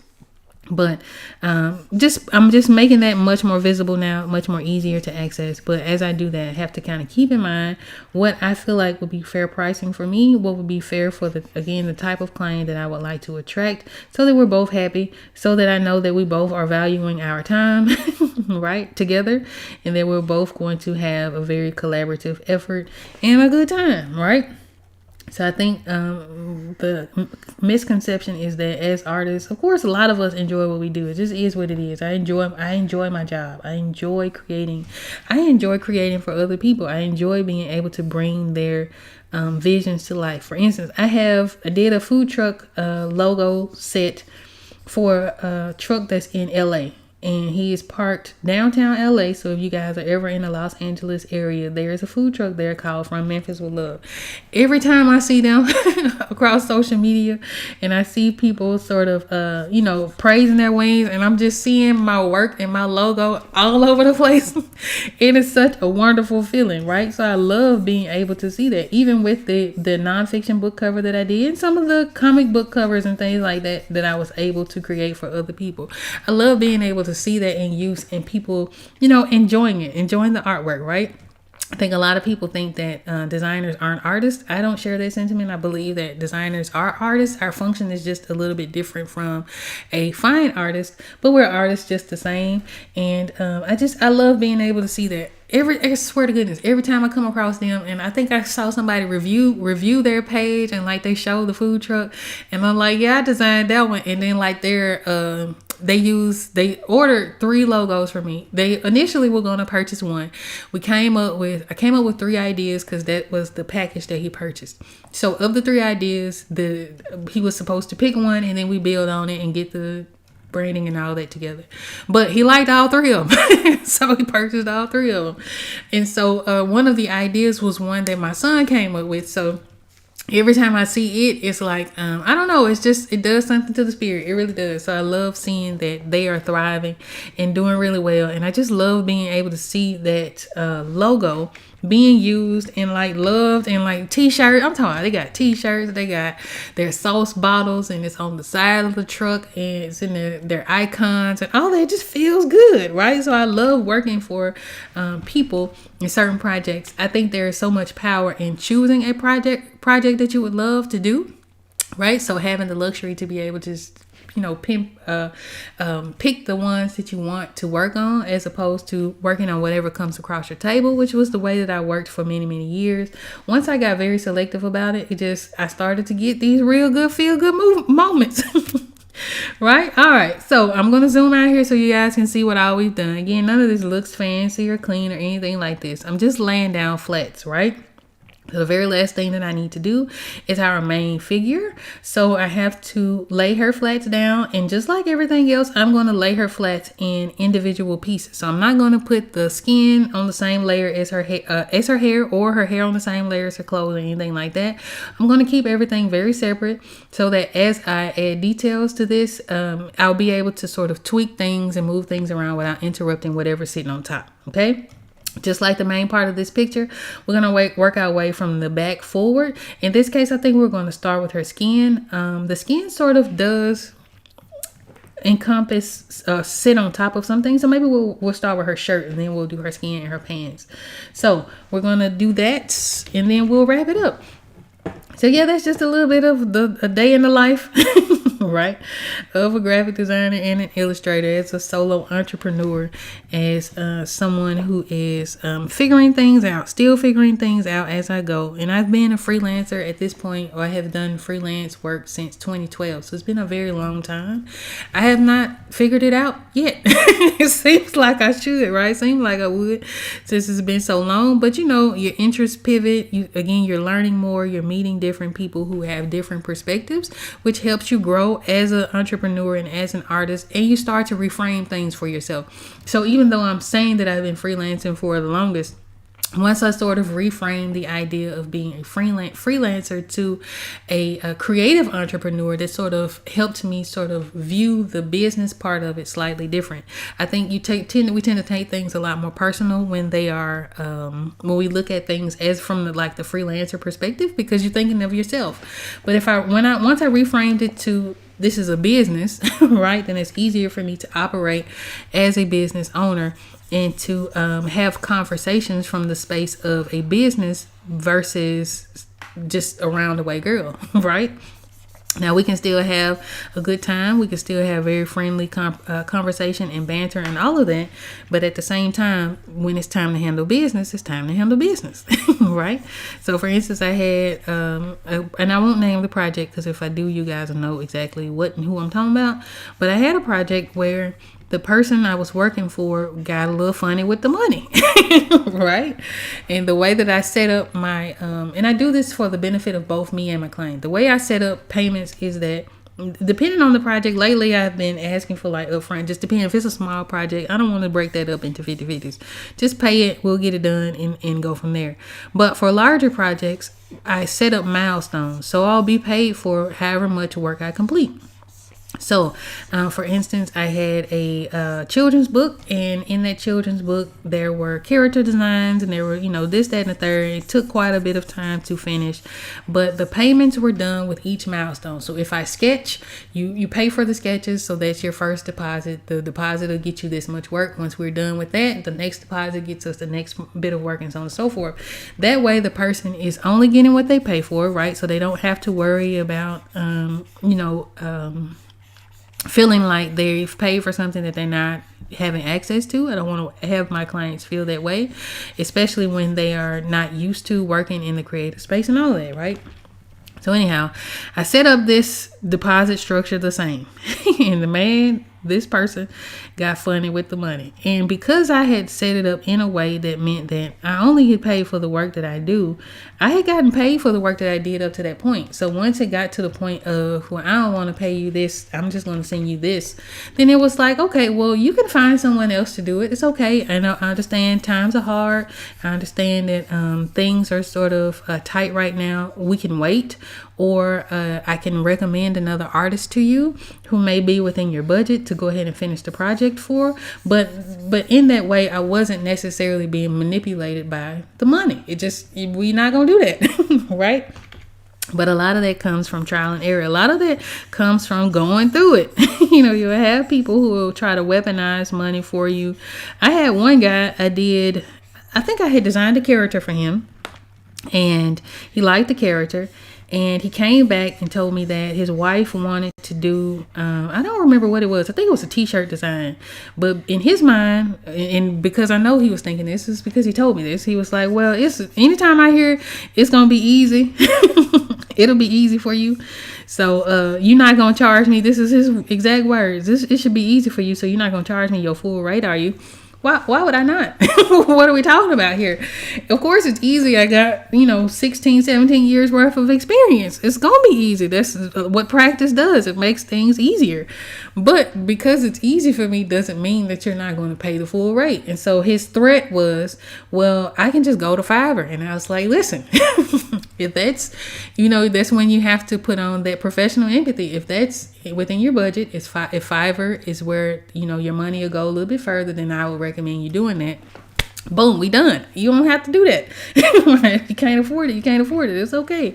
I don't want anyone to feel like they're spending their last with me, because that comes with a certain amount of energy, a certain amount of, again, holding on to, because they want to make sure that their money is going as far as it can go. I don't want that kind of energy, right? I want you to feel like you're in safe hands. This is an investment. A lot of times you get people who don't realize that it is an investment. It is an investment. I want people that, are okay with investing and are comfortable with investing, because those that have not been comfortable in that space have been some of the most challenging experiences I've had. And that's just the truth of it. So raising your prices kind of eliminates a lot of that. You still have people that you'll have to sort of, it's always going to be a challenge. Everything is going to come with a new set of challenges and things like that. But you have to kind of be confident in your skills. Again, price things or set your structures up in a way where people can't weaponize pay on you. They will try. They will try to give some folks an inch. They will take a mile. But you want to make sure that you set it up in a way that is mutual beneficial to both yourself and your client, right?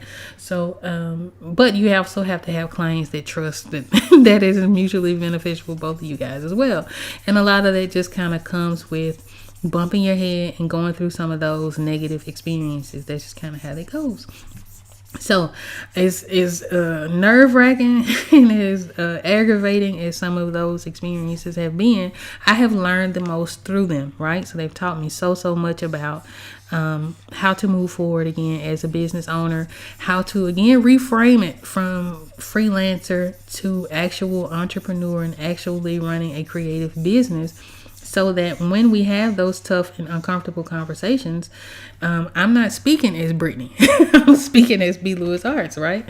You're not speaking to Brit or your friend or, the person that you met at the convention. Some of it will be, but when it comes down to time to handle like the business end of it, I don't feel so uncomfortable leaning into that business sort of mindset. It kind of comes with it, right? I think a lot of us as artists have find it very uncomfortable to talk about money, but it only took me a couple times not to get paid. It only takes a couple times, not to get paid, or to, like, again, have those kind of experiences where money is being weaponized, where you kind of change the way that you approach certain things. Now, that does not mean that when I am speaking to prospective clients, none of it's done from a very roots perspective, but it is done from a very straightforward, this is what it is. I'm speaking to you confidently about it, because in my confidence, you'll have confidence in me. If I'm not confident in me, how can I expect you to be confident in me, right? If I'm not confident in my ability to handle this as a professional and to be able to justify the value of what I do, I can't expect you to be able to justify it either, right? So all of that comes up, and all of that is from them tough clients, man. I've had to refund, I think, 2 people over the course of all of these years that I've been a creative entrepreneur, where I just kind of had to walk away from it again with the weaponizing of the pay. And again, those were some of the lowest paying. Like, I knew I was undercharging, but because I was familiar with these people, or like had met them, or had like a pretty decent working relationship with them, I felt like, okay, well, they cool, so I don't have to put the B. Lewis Arts hat on. No, every time, buddy, I tell you what, you give people an inch, they will take a mile. So again, all that comes from trial and error. Now, when it comes to pricing, one of the best resources, and this ain't a plug or anything like this, because again, I'm no longer affiliated with the guild. I do support them, but not the rep or anything like that. They have a book called, what is it? Oh, I just had it. I think it's the Pricing and Ethical Guidelines of from the Graphic Artists Guild. Now, they just came out with one. I have not flipped through it much. I've kind of gone to the sections and things like that I've needed in terms of like determining prices and things like that. So I can't speak to how great this newer edition is. But what I will say is that if you have questions about how to structure your contracts, how to deal with revisions, how to sort of navigate the business aspect of being an entrepreneur, that is the best resource I can possibly point you to, because all of that's in there.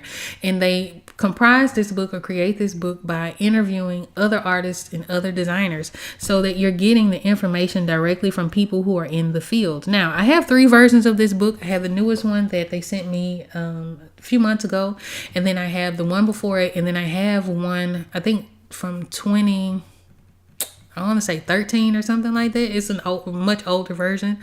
What I have found throughout it is that each edition becomes is very relevant to whatever time is being put out. So there's information about AI, there's information about protecting yourself about that.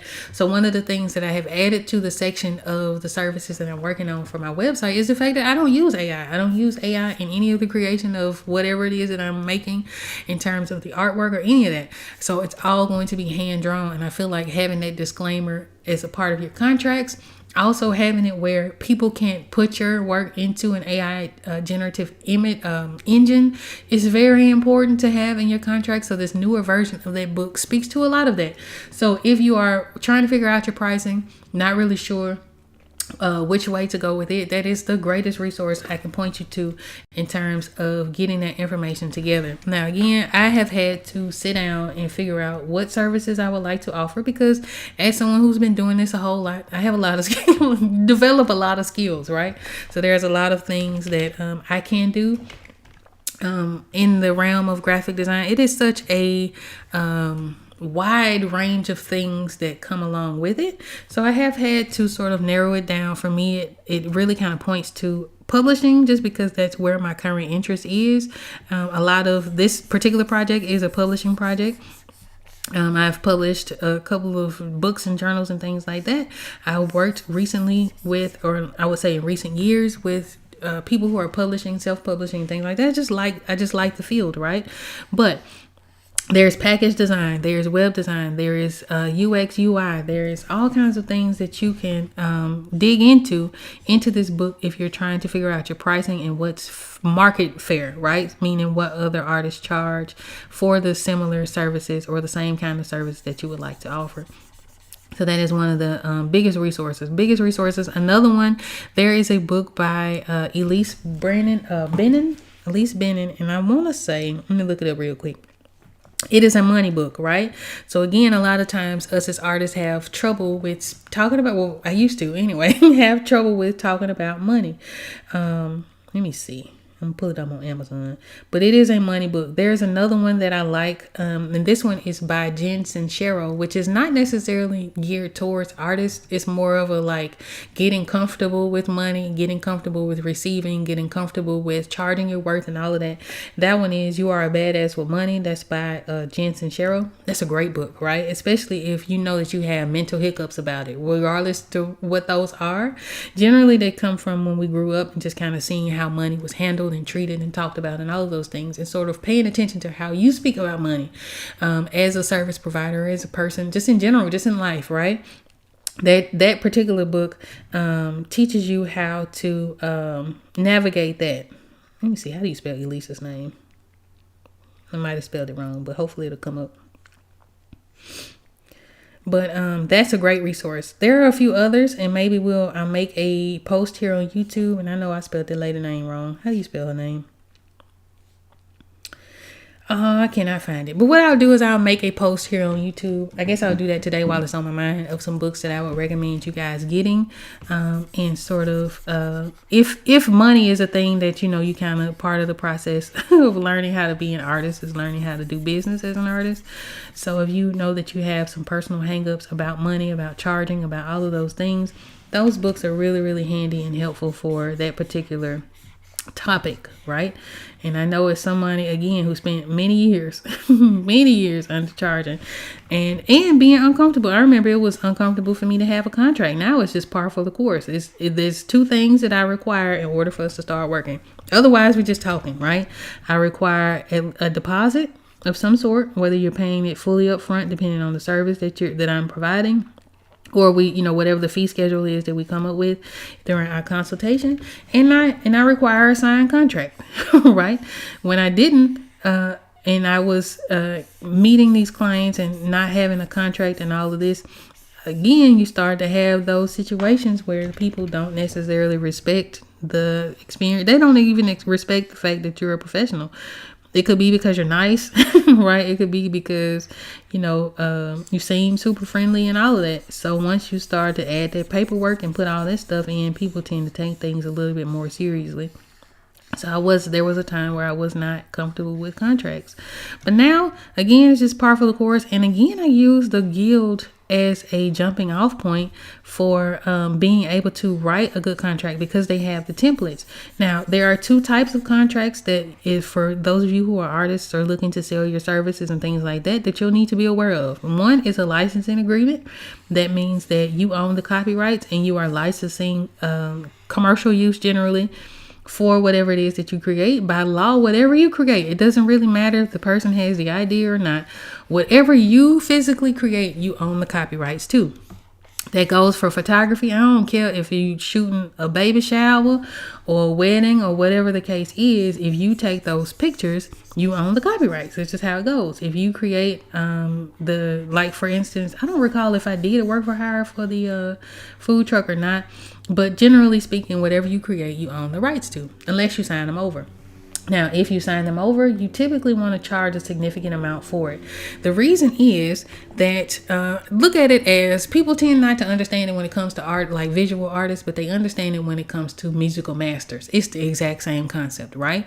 So musicians who own their masters are able to license their music out, to sell it, to benefit from it financially on down the line, right? After they've created the work. When they don't own their masters, let's say the studio that they work for, the company that they're singing for, whatever the case is, own the masters, that means that that studio can license their music out to Pepsi or to Amazon or to whoever the case is, so that they then continue to make money on it. Now, I typically work in a hybrid, depending on how it is. Some projects I'll just do work for hire. For instance, I typically don't need the copyrights to logos and things like that. It's unnecessary for me to have. So what I will do is, within my contracts, I will have the right, or maintain the right, to use that creation for advertising, for marketing, for anything that I feel will benefit me in terms of saying that, hey, I did this, right? So using it as an example. Now, there is a little bit of moral code that you have to take into consideration when you're doing a hybrid contract, or sort of even if you're maintaining the copyrights of something. Typically, if someone commissions me to do something, I'm not going to resell that commission. Like, that's yours. I still own the copyrights to it. That means that I can put it in a book if I want to do a retrospective book or something like that. I can print it out for a museum or an exhibition or something like that. That's where it benefits me. But in terms of like selling prints of a portrait that I did for somebody's daddy, I ain't got no reason to do that. So that's where, for me, the sort of moral standpoint has to kind of take place. You have to decide what that means for you. But for the most part, most of the things that I create, I own the copyrights for, right? Now, with work for hire says that whatever you create, the person who's hiring you to do it owns the rights, right? So for them, you have to ask permission, unless it's in your contract, to use it for your advertisement, use it on your website and all of this.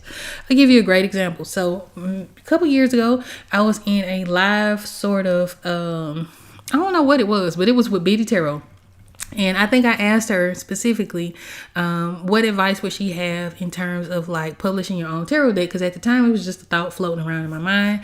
And one of the things that she mentioned was that she did not own the copyrights for Everyday Tarot. So even though her name is on it, even though the company that licensed her name uses it to sell the decks, I don't even know if they're still in circulation at this time, but at the time she helped co-create this deck for a publishing company. They licensed her name, but she didn't have rights to use it on her website unless she paid. Right? Now, this is something that she collaborated on. Now, she did later admit in the podcast that I heard, where at first she wasn't super interested in it. She was just like, okay, y'all can use my name, this, that, and third. And then it got to a point where she was collaborating with her illustrator, and so it became a joint effort. But they were using her name, right? So in order for her to use the images that were associated with her name, she had to pay the company that licensed her name in order for her to use that on her website. And so that's kind of how a work for hire works. Now, that is also how licensing works. So with licensing, the company owned the copyrights to that because they paid the artist.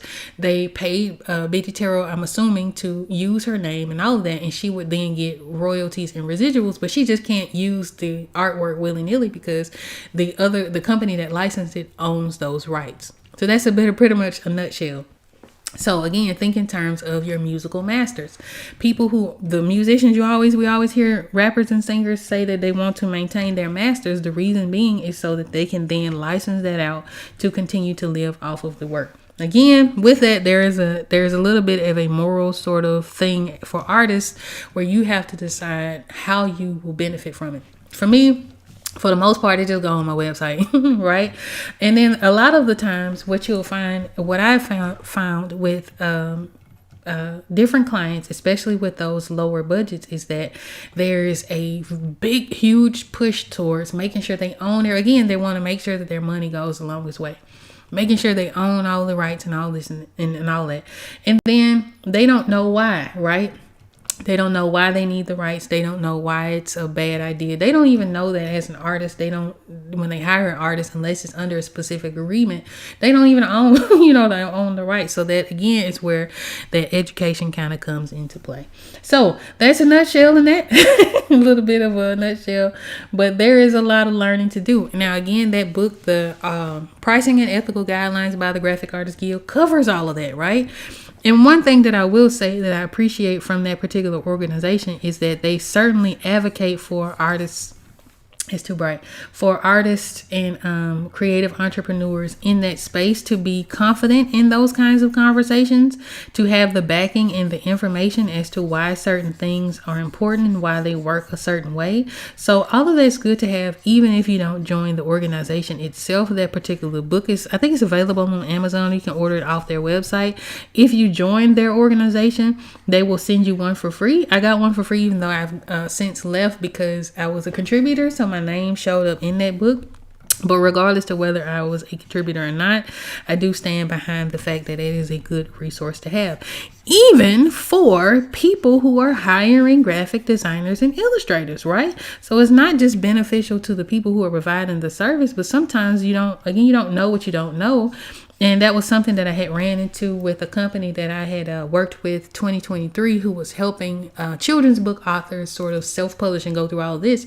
They didn't know how it worked outside of Fiverr or outside of Upwork, right? There's a whole different world.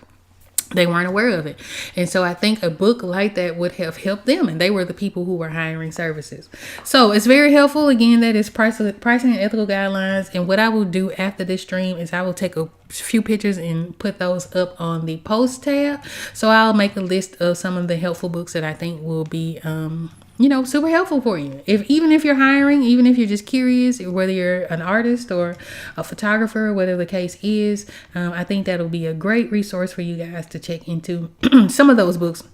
Great resources and things like that. So we're wrapping it up. So I finished now the flats for the 5 of Cups for the Cosmic Gateways Tarot. And pretty much in a nutshell, all we did was lay down the base colors based on our reference. Now, a lot of this will change. A lot of this will have new details. Some of this will be brighter. Some of this will be darker as we begin to add details to this particular image. But for Sundays, for the next couple of Sundays, this is the card that we're going to be working on. Now, if you like a little more chill live stream where we may not talk about a whole lot of nothing, I'll say hey to you and then I'll just be in the chat.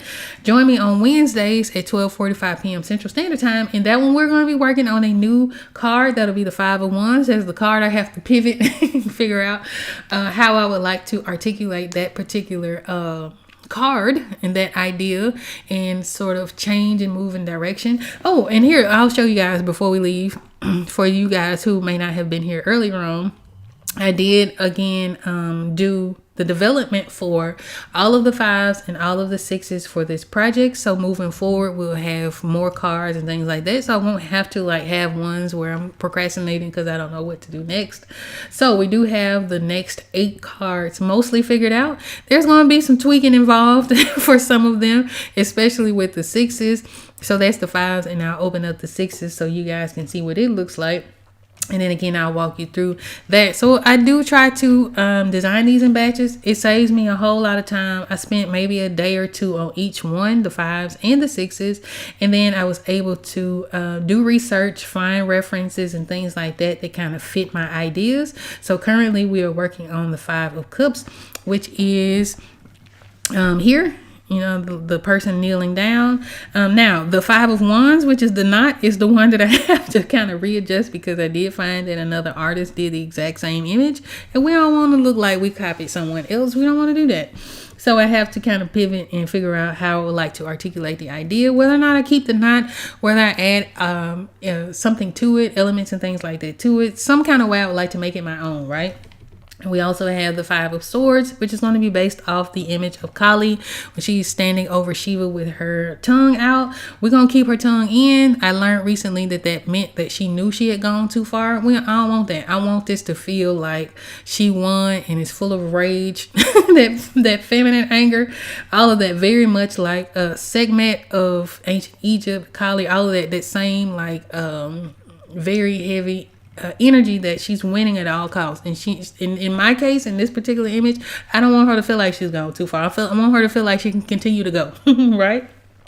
And we also have a couple of options for the 5 of Pentacles. Now, admittedly, this was one that I did have a little bit of trouble figuring out how to articulate poverty, because that is a card of financial lack, but having a breakthrough close to just not having access to it.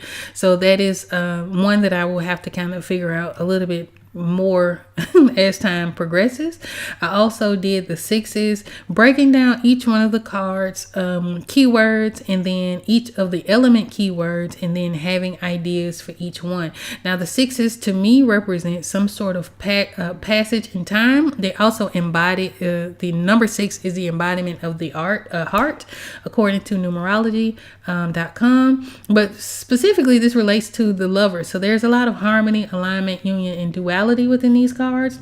But again, to me, the original source material points to some sort of passage in time. So I figured a lot of these out. The one that I'm most just absolutely confident in is the Six of Swords. Now, again, speaking of the same artist that had the knot, I did like that she had her swords as a part of the boat's decor, and I think that kind of fits with what I have in mind. I would like to illustrate the journey of the ferryman into the Duat, which is an ancient Egyptian sort of tale or story about moving to the underworld. This particular card definitely reminds me of the underworld. Now, the Six of Wands reminds me of the Greek goddess of victory, whose name is Nike or Nike or Nike. I don't know exactly how you pronounce her in ancient Greek, but same symbolism as the particular goddess with the wreath and all of that. So in this particular case, I didn't know whether or not I wanted to lean into ancient Greece because a lot of mythology and mythical creatures and stories and things like that do show up within this deck.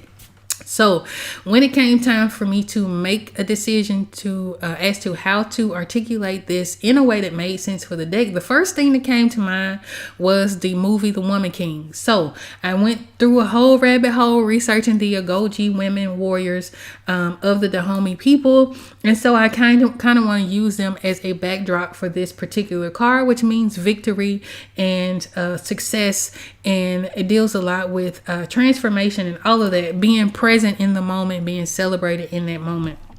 So that is the group of people, but it will be heavily influenced by the Greek goddess Nike or Nike. Nike is what we know it as in today's society. It's Nike, but that particular goddess meaning pointing to victory. Victoria would have been her name in ancient Rome as the Roman goddess Victoria. So did all this right, went with the for the earth sign for the pentacles, Six of Pentacles, trying to figure out how to incorporate a symbiotic relationship, because that card deals with give and take, and so in a way that everyone benefits mutually, so it's mutually beneficial.